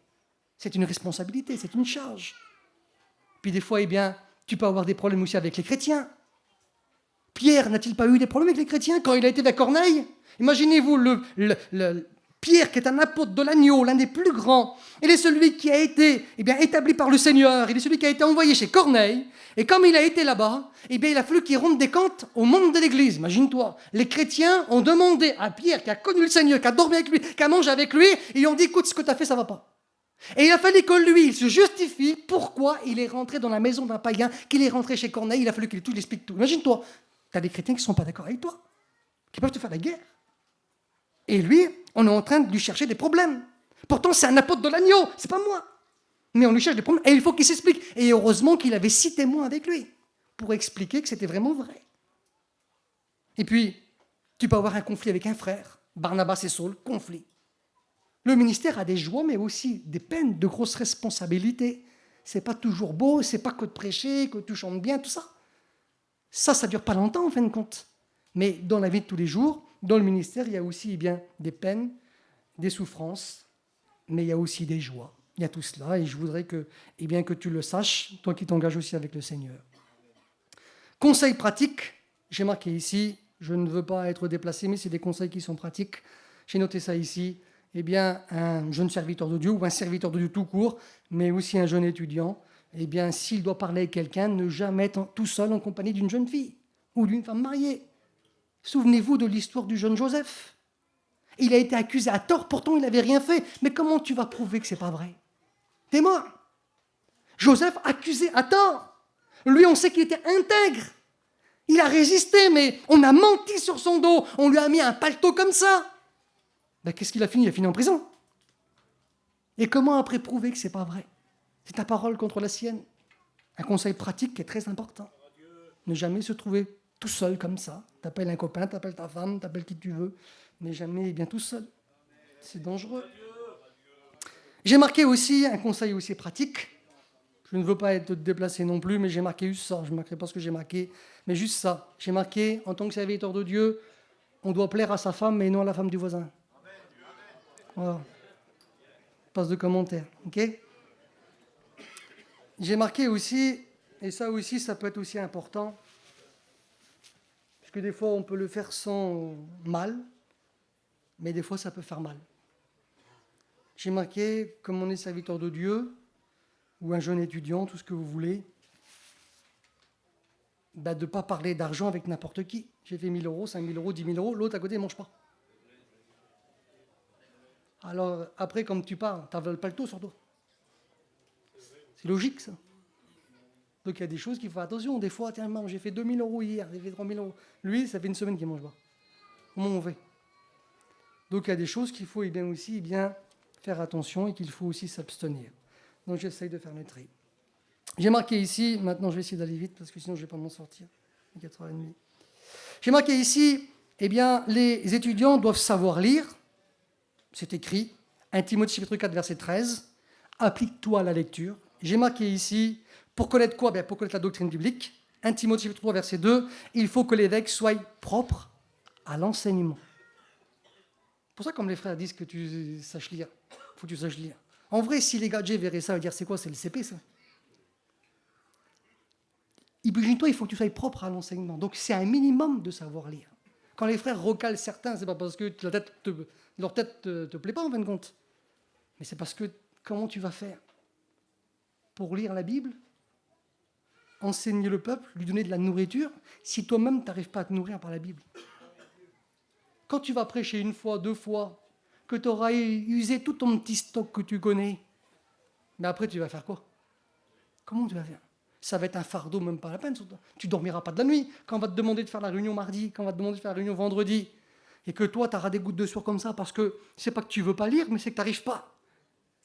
Ça va être très compliqué pour toi. Des fois, certains disent, oui, ils ne veulent pas, et ça chante sur moi. La Bible dit, c'est biblique, applique-toi à la lecture, oui. Et il est écrit, il faut que l'évêque soit propre à l'enseignement. Donc, il faut qu'il sache lire pour apprendre la Bible. Il faut aussi, 1 Timothée chapitre 4, verset 1, pour ne pas faire d'erreur. J'ai marqué ici, 1 Timothée chapitre 6, verset 1, il est écrit que le nom de Dieu et la doctrine ne soient pas calomniés. Parce que si tu ne sais pas lire, ça va être difficile pour toi d'apprendre. Et si quelqu'un raconte des bêtises et toi tu dis que ce n'est pas vrai et qu'il te demande, montre-le-moi, comment tu vas faire pour trouver ça? Impossible. Donc c'est vraiment difficile et compliqué. Il faut connaître la Bible aussi donc pour connaître la doctrine biblique propre à l'enseignement. Une chose tout simple que des fois on me pose la question. On m'a déjà posé cette question plusieurs fois. On m'a dit, Rudy, tu vois, on dit qu'il n'y a pas le droit d'imposer les mains pour la délivrance, d'accord? C'est ce qu'on a appris. Mais pourtant, dans la Bible, Jésus a bien posé les mains pour la délivrance. Je dis où, mon frère? Pour la femme courbée, il a bien imposé les mains à cette femme qui était possédée. Je dis, mon frère, mais le problème, c'est que c'est parce que tu as un manque de connaissances doctrinales. Si que tu connaîtrais la doctrine est là pour démêler les nœuds. Tu saurais qu'il n'y a pas eu d'erreur. Comment ça? Écoute, Jésus, cette femme, elle est possédée, d'accord? Jésus va chasser le démon par la parole. Une fois que cette femme est délivrée, qu'il n'y a plus de démon, qu'est-ce qu'il fait? Il lui impose les mains pour la guérison. Ah, voilà, plus de problème, tout est démêlé, impeccable. Mais si on ne sait pas lire, comment on va faire face à ça? Ça, c'est des choses qui sont élémentaires, c'est des doctrines de base. Mais si on ne connaît pas toutes ces choses, ça va être difficile pour nous. J'ai marqué des exemples, mais je vais essayer de passer. Donc, il faut qu'il soit propre à la lecture pour l'enseignement. Et j'ai marqué ici, pour prêcher, un serviteur de Dieu doit savoir ce qu'il dit. Il n'a pas le droit de dire n'importe quoi derrière le micro. Et surtout, toucher ou déformer la doctrine. C'est ce que Paillon nous expliquait. Il écrit, si les points secondaires, charité sur les points secondaires, mais si tu touches la doctrine, ils étaient morts. Interdit d'y toucher.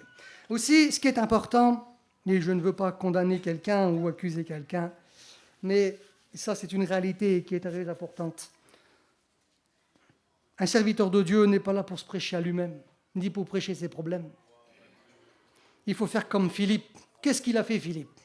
Philippe, lui, quand il arrivait à Samarie, c'est écrit noir sur blanc, Actes chapitre 8, verset 5. Il prêcha le Christ. Il n'est pas en train de se plaindre. Il aurait pu dire, écoute, toi, moi c'est difficile, il y a Saul de Tarse qui est en train de nous persécuter, il persécute l'église à mort, on a été obligé de fuir Jérusalem, j'ai des problèmes, j'ai des soucis, c'est difficile pour moi. Il ne prêche pas sa misère. Il est écrit qu'il arrive à Samarie, il prêche le Christ. C'est à ça qu'on est appelé. On n'est pas appelé à parler de nous. Je ne suis pas là pour parler de moi, de ma vie, de mes misères, mais on est là pour parler de Jésus. Et c'est lui qui produit la vie. S'il aurait parlé de tous ces problèmes, vous croyez qu'il y aurait eu, tant de miracles, un réveil qui serait passé à Samarie? Non, ce qui a tout changé, c'est parce qu'il parlait du Christ. Et c'est ce qu'on a appelé, on doit parler du Christ, on doit parler de Jésus, c'est de lui qu'on doit parler. Philippe arrive à Samarie, il prêche le Christ, guérison, délivrance, conversion, chose extraordinaire, parce que c'est au nom de Jésus que ça marche, c'est pas au nom de Rudy, pas au nom d'un tel, mais c'est au nom de Jésus que ça marche, on est là pour prêcher le Christ. Gloire au Seigneur, j'ai marqué des exemples, mais on va pas aller plus loin. Et j'aimerais marquer ce qui a marqué ici, j'ai marqué aussi pour nourrir l'Église. Vous avez été établi évêque, acte 20, 28, pourquoi faire? Pour paître l'Église de Dieu, ça veut dire pour la nourrir. Si on ne sait pas lire, comment on va faire pour nourrir les autres si on n'arrive pas à se nourrir soi-même? Donc c'est très compliqué, très difficile. En même temps, ça va aider les serviteurs de Dieu qui font le test de lecture. Gloire au Seigneur. Donc c'est pas toujours évident, pas toujours facile. Maintenant, je vais essayer de finir et d'aller vite. Maintenant, sur les points du serviteur de Dieu. Je m'en doutais que ça serait difficile d'aller jusqu'au bout. Mais ce point qui est important, quand il est écrit 1 Timothée chapitre 3, verset 2, il faut que l'évêque soit irréprochable. Cette parole est reprise aussi dans Tite. Pareil, il dit qu'il faut qu'il soit irréprochable. Comme on dit qu'il est irréprochable, en fin de compte, ça fait peur, parce que qui peut dire « moi, je suis irrépréhensible, irréprochable ». Qu'est-ce que ça veut dire, en fin de compte, dans le fait? Ça veut dire quoi? C'est important de le dire. Il faut savoir que ce texte est celui qui ne parle pas de perfection. Parce que sinon, personne ne pourrait être serviteur de Dieu. Paul est celui qui a déclaré dans Philippiens chapitre 3 au verset 12. Voilà ce qu'il a dit. Ce n'est pas que j'ai déjà remporté le prix ou que j'ai déjà atteint la perfection, mais je cours pour tâcher de la saisir.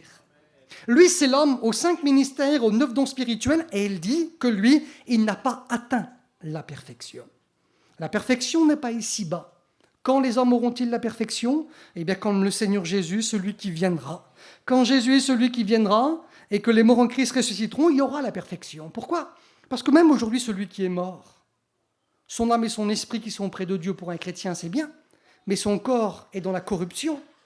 Voici que Paul est celui qui va déclarer en Romains chapitre 8 et au verset 23 que nous attendons la rédemption de notre corps.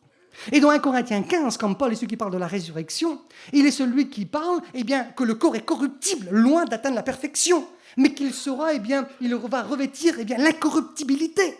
Et bien, quand le Seigneur viendra, on aura une perfection complète, corps, âme et esprit. La perfection, elle est là qu'elle sera atteinte. Mais ici-bas, même Paul est celui qui disait qu'il n'avait pas la perfection, mais qu'il essayait de l'atteindre. Mais l'atteindre, ça sera comme auprès de lui.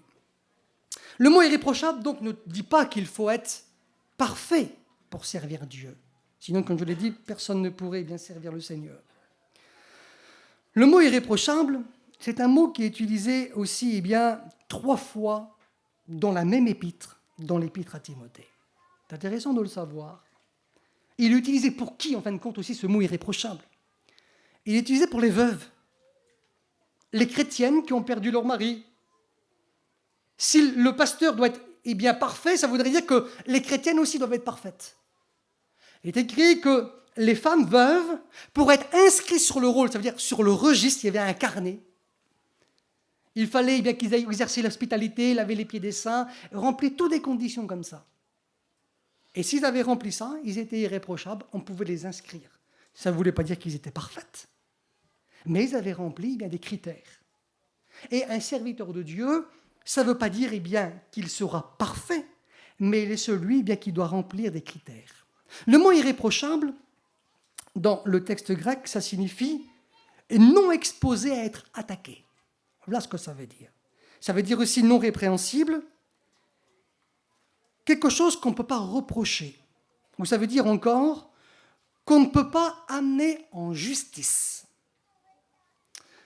Par exemple, tu es un serviteur de Dieu ou un jeune étudiant qui veut servir le Seigneur, et voici qu'on témoigne de toi que tu bois.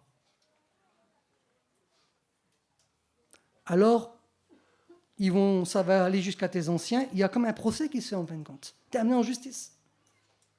Et tu es répréhensible. Et là, ça ne marche pas.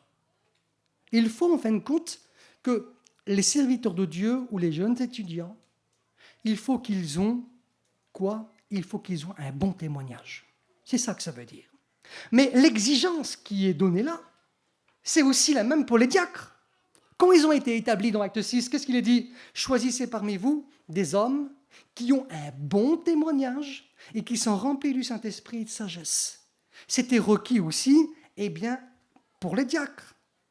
C'est aussi requis pour Timothée. Il est écrit que lorsque Paul est celui qui va le prendre avec lui dans son deuxième voyage missionnaire, c'était un jeune homme de qui les frères de Lystre et d'Icône rendaient de lui un bon témoignage. On se rend compte aussi, j'ai noté ici, c'est requis aussi pour le serviteur de Dieu, dans 1 Timothée chapitre 3 et verset 7, il faut que le serviteur de Dieu ait un bon témoignage, c'est écrit. Et aussi, j'ai marqué ça, j'ai trouvé ça intéressant, dans Actes chapitre 14, verset 23, il est écrit que lorsqu'ils vont aller à Lystre et qu'ils vont désigner dans les villes des anciens, dans chaque église, donc c'est les serviteurs de Dieu qui établissaient les anciens parce qu'ils voyaient des jeunes ou des moins jeunes qui voulaient vraiment servir Dieu et qui avaient reçu cet appel. Et il est écrit qu'ils vont les désigner. Dans le texte grec, c'est écrit à lever de main. Voilà ce qui est écrit, par lever de main. Il semblerait que ça se faisait aussi comme les Lévites, en fin de compte, de l'Ancien Testament. Qu'est-ce qu'on faisait ? On les présentait au peuple. Pour voir quoi ? Pour voir justement si on ne pouvait pas les amener en justice. Tu vois un tel, mais lui, là, il ne parle pas à l'autre. Lui, il s'est battu avec l'autre. Lui, il boit. Imagine-toi, s'il y avait ça, il ne pouvait pas correspondre. Alors, on faisait main levée devant l'assemblée. Ça voulait dire, on donne notre accord, lui, il correspond. Il peut servir le Seigneur. Donc, on se rend compte que irréprochable ne veut pas dire parfait, mais veut dire simplement avoir un bon témoignage que les gens ne peuvent pas te faire un procès. C'est ça que ça veut dire. Et ça, c'est important de le dire parce que ça fait peur. En fin de compte, comme on écoute irréprochable, on croit qu'il faut être un martien quasiment. Mais les martiens, ça n'existe pas de toute façon. Donc, ça, c'est important. On va passer et finir. Il faut qu'il soit aussi, ça c'est important, mari d'une seule femme. Bon, ça c'est logique. Il faut qu'il soit sobre. Je vais essayer de passer et d'aller au plus vite. Mais il y a des points qui sont importants. Verset 2, qu'il soit modéré. Et ça, c'est un point que Paul rappelle 2 fois. Le mot modéré, dans le texte grec, ça veut dire quoi ? Abstinence de vin. Parce qu'en son temps et à son époque, il y en a qui devaient consommer. Et dans toutes les époques. De notre époque aussi. Mais on s'entend à lui, ils aimaient consommer. Quand il est écrit modéré dans le texte grec, ça signifie abstinence de vin. Réglé dans sa conduite, ce qui veut dire ordonné. Le serviteur de Dieu est celui qui doit aussi avoir de l'ordre, aussi bien spirituel qu'aussi bien aussi matériel. Si tu me dis que tu es un serviteur de Dieu, je vais chez toi, c'est un Emmaüs, je veux dire, c'est quoi, c'est un serviteur de Dieu ou c'est un brocanteur ? Donc aussi bien dans le spirituel que aussi dans le matériel. Pas besoin d'avoir des affaires neuves, mais au moins on représente le Seigneur. Hospitalier, ça veut dire littéralement aimer les étrangers. Ça ne veut pas dire qu'on est hospitalier uniquement pour sa famille, ni pour ses amis. Mais dans le texte grec, c'est aimer les étrangers. Ça veut dire même ceux qu'on ne connaît pas, eh bien, on doit offrir l'hospitalité. Le mot hôpital, eh bien, vient du mot hospitalité. D'accord ? Propre à l'enseignement, donc on a vu ensemble. J'ai marqué ici, Paul reprend ces paroles, et là il le dit, l'hôte modéré abstinence de vin, et Paul redit au verset 3, ni adonné au vin. Voici que Louis II, là, il le traduit carrément. Voici que dans le même texte, verset 2, verset 3, on a 2 fois eh bien, l'abstination de consommation d'alcool. Donc ça ne veut pas dire qu'on n'a pas le droit de boire un verre d'alcool, mais ça veut dire que c'est par eh bien, modération. Des fois, eh bien, ça peut aussi déraper. Ce qui est aussi important pour celui qui veut remplir Dieu, correspond au critère qui est donné, qu'il soit ni violent. Ben, des fois, il y en a qui sont violents. Et en vrai, celui qui est violent ne correspond pas aux critères de serviteur de Dieu. Littéralement, ça signifie frappeur, un boxeur. Voilà ce que ça signifie littéralement. Ça signifie aussi un donneur. Alors, il y a des actions physiques et actions aussi eh bien, verbales. Quand il dit qu'il ne soit pas violent, littéralement frappeur, ça signifie ici donneur de coups, pasteur qui se bat, un violent, une personne batailleuse. Voilà ce que ça veut dire. Il ne faut pas qu'il soit un homme violent, qui donne des coups, qui soit batailleur. Verbal aussi, ça signifie querelleur. Quelqu'un qui cherche des querelles. Le mot querelleur signifie dans le dictionnaire quelqu'un d'hargneux. Vous avez vu, des fois, un petit fox, il s'attaque des fois à des gros chiens, même pas la peine. Pas possible. Ah oui, mais il va se faire mettre en miettes, mais il n'a pas peur. Ben, des fois, il y a des fox. Ils sont hargneux. Voici qu'il est écrit qu'ils ne soient pas eh bien, querelleurs. Ça signifie hargneux. Et ça signifie aussi, pour correspondre, qu'ils ne soient pas agressifs. Ben, malheureusement, des fois, il y a des étudiants, ou des jeunes étudiants, ou même des serviteurs de Dieu, des fois, qui sont agressifs, malheureusement. Et Paul, il dit que ça ne rentre pas dans les clous, ça ne rentre pas dans les critères. Voici ce que Paul est celui qui va déclarer maintenant à Tite, un autre serviteur de Dieu correspondant toujours au cadre du ministère. Il va compléter, lui, l'action de violence que dans Timothée, on ne trouve pas. Tite, chapitre 1, verset 7. Il ne faut pas qu'il soit arrogant. Alors l'autre, il dit, il ne faut pas qu'il soit violent, boxeur, querelleur, tout cela. Il ne faut pas qu'il soit arrogant. Ça veut dire mépriser ou insulter les autres. Parce que malheureusement, eh bien, ça arrive. Il ne faut pas qu'il soit colérique. Il y a de notes, tu ne peux pas leur parler. En 2 minutes, ils montent en mayonnaise. Mais voici que ça ne correspond pas aux critères du serviteur de Dieu. Pas moi qui le dis, hein. C'est Paul qui le met en place. Il est écrit, il ne faut pas qu'il soit bien colérique. Mais qu'est-ce qu'il faut qu'il fasse ? Il faut qu'il soit tempérant. La tempérance, c'est quoi ? C'est la maîtrise de soi. Il doit se maîtriser. Faire attention à ce qu'il va faire attention à ce qu'il va dire. Mettre un mort, justement, eh bien, à sa bouche. Il doit, Timothée est celui qui va reprendre, et Paul lui dit à Timothée, verset 3, un peu pareil, il faut qu'il soit pacifique. Ça veut dire quelqu'un de non agressif, abstinence de conflit. Voilà les sentiments que le serviteur de Dieu, celui qui doit avoir. Il est écrit aussi qu'il doit être désintéressé. Je vais essayer de passer pour aller vite. Et on va finir avec ça. Il faut qu'il dirige aussi bien sa maison. Parce qu'il est dit que s'il n'arrive pas à tenir eh bien, son petit foyer, sa femme et ses enfants, comment prendra-t-il soin de la maison de Dieu ? Alors bien sûr, on comprend là-dedans les enfants qui sont sous notre toit. Comment voulez-vous diriger un garçon qui a 40 ans, qui a son foyer, ses enfants ? C'est difficile, le père peut le conseiller, mais il vit sa vie. Mais quelqu'un qui est sous notre toit, eh bien, on doit bien diriger sa propre maison.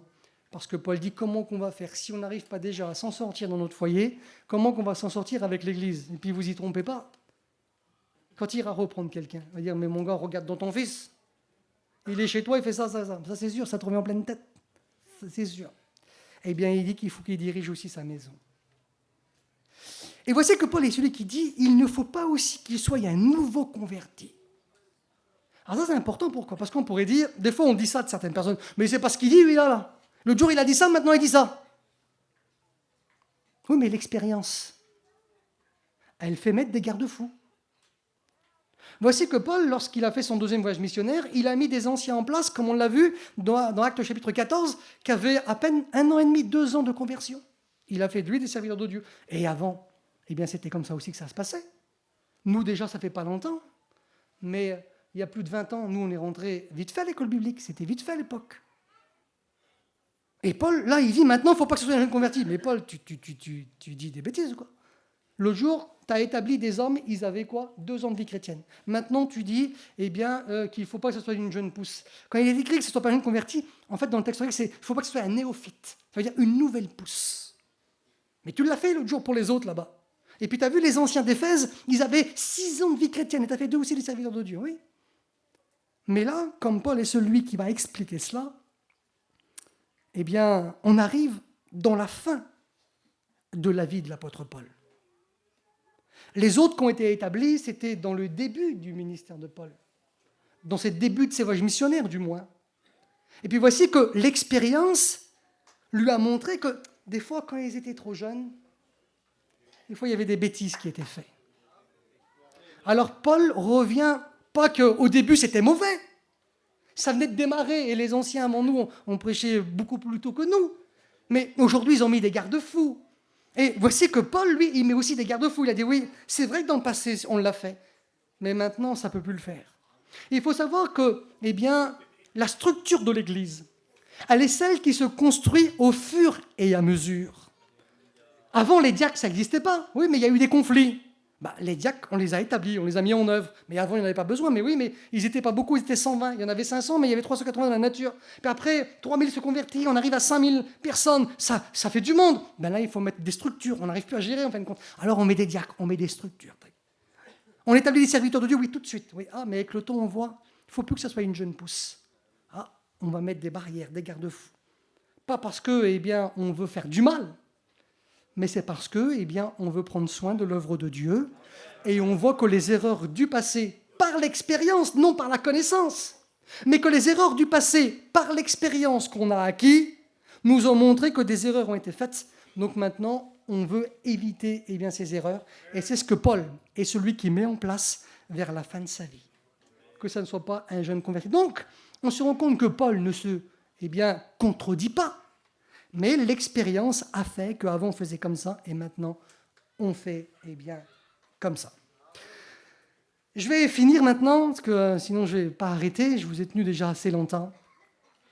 Mais servir Dieu, c'est quelque chose de formidable, de beau, un don que personne ne mérite et que Dieu est celui qui nous accorde avec ses peines, ses joies, aussi les souffrances. Mais ne pas se tromper non plus sur son appel, parce qu'il faut que ce soit un désir qui vienne d'un cœur profond de servir Dieu. Ça doit se démontrer. On doit, eh bien, les gens doivent le remarquer, le voir. On doit avoir de la soumission, de l'obéissance. On a un désir d'apprendre en connaissance, en expérience, toutes ces choses-là.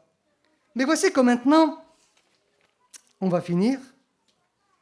Même que tu remplirais les 24 conditions sous le bout des doigts, tu remplis tout, t'es le meilleur, t'es le champion. Ah, mais maintenant, il y a la demoiselle. Ah, toi, t'es le champion, le numéro 1.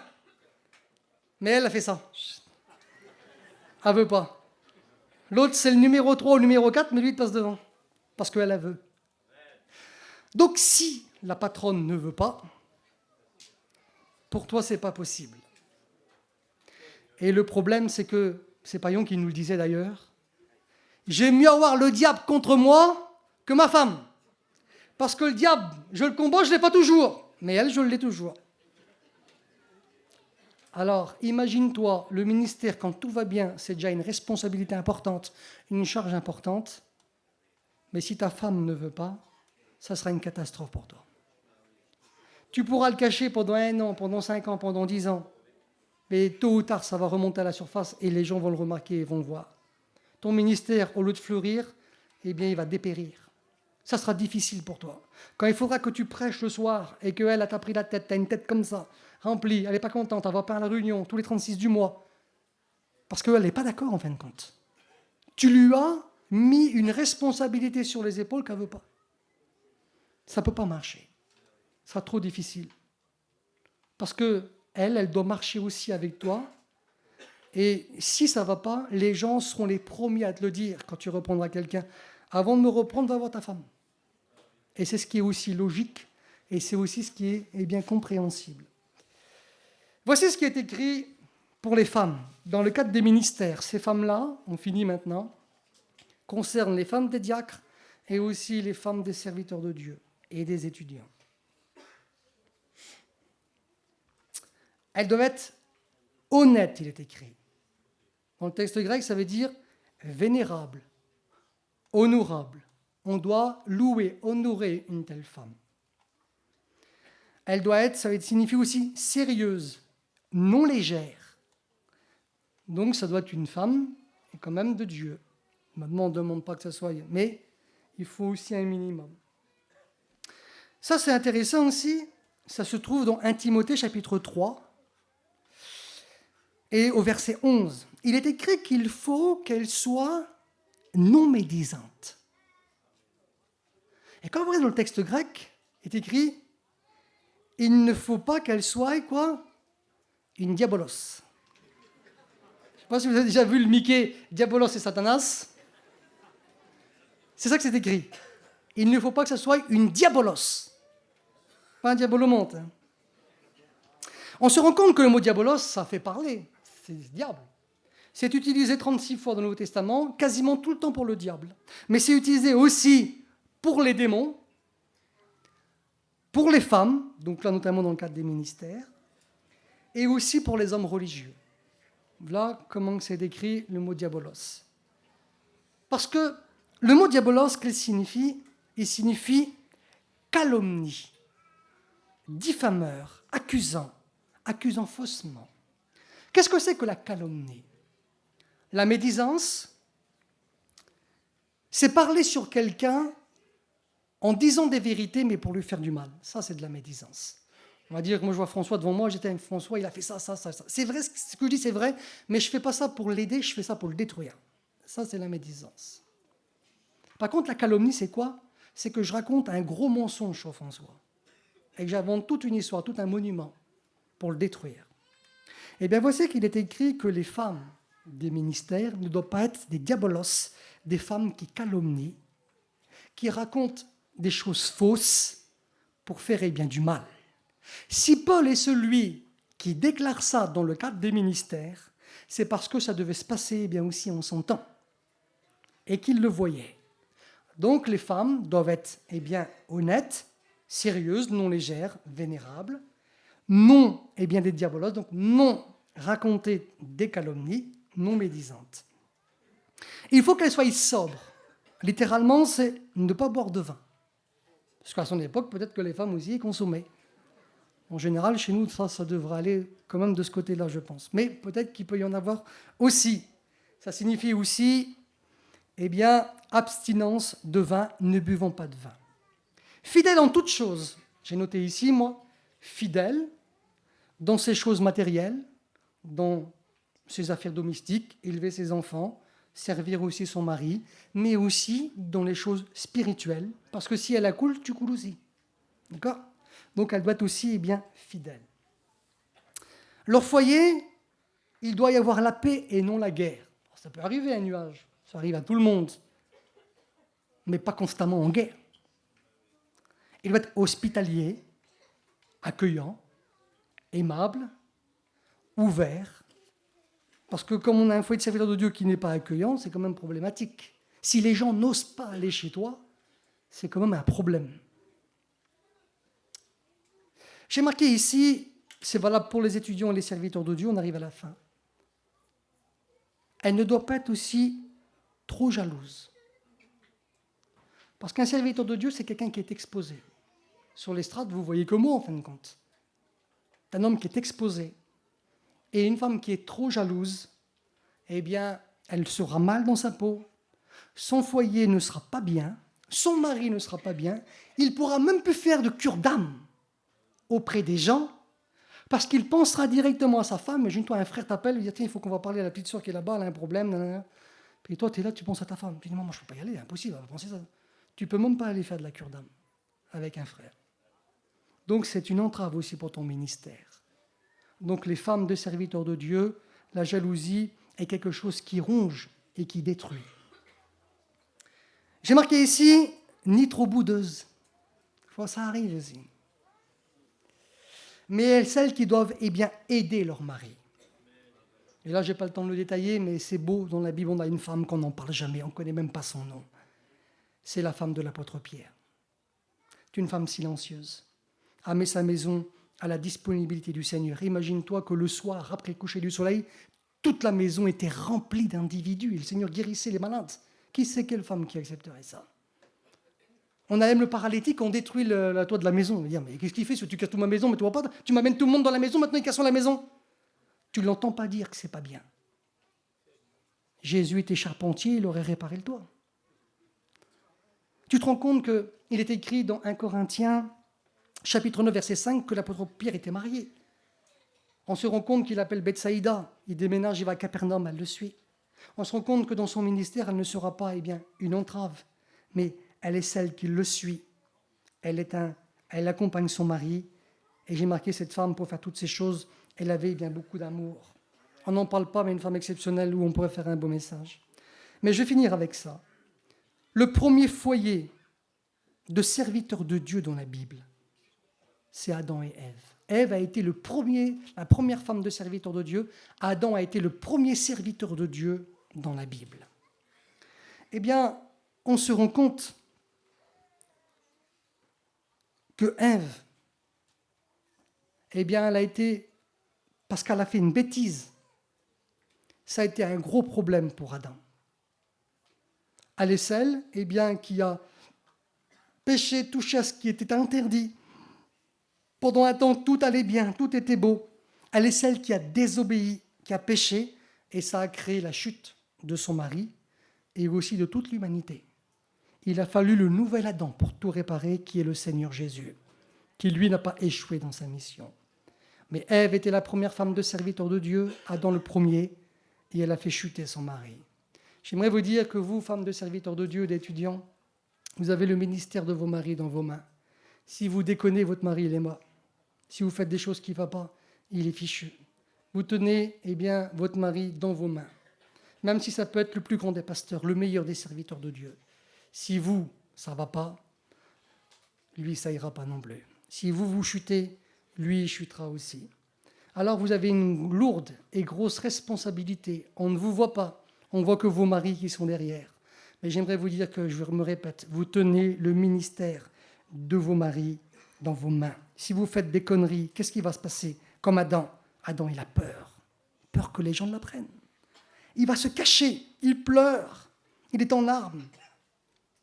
Adam, où es-tu? Je me cache. Ça va être la misère. Alors vous avez de lourdes responsabilités. Et maintenant, je m'arrête. Je finis parce que j'ai été trop bavard. Mais j'aimerais vous dire que servir Dieu, c'est la plus belle des choses. Mais c'est aussi une lourde responsabilité. Qu'il ne faut pas se tromper sur son appel. Mais il faut avoir une vraie conviction de servir Dieu, quelque chose de profond. Et si tu as cela, alors c'est bon. Les choses ne seront pas toujours faciles, difficiles, mais tu pourras devenir serviteur de Dieu. Mais il faut essayer de remplir les conditions que la Bible est celle qui nous donne. Alors on s'arrête là maintenant et on prie le Seigneur ensemble. Seigneur éternel, notre Dieu,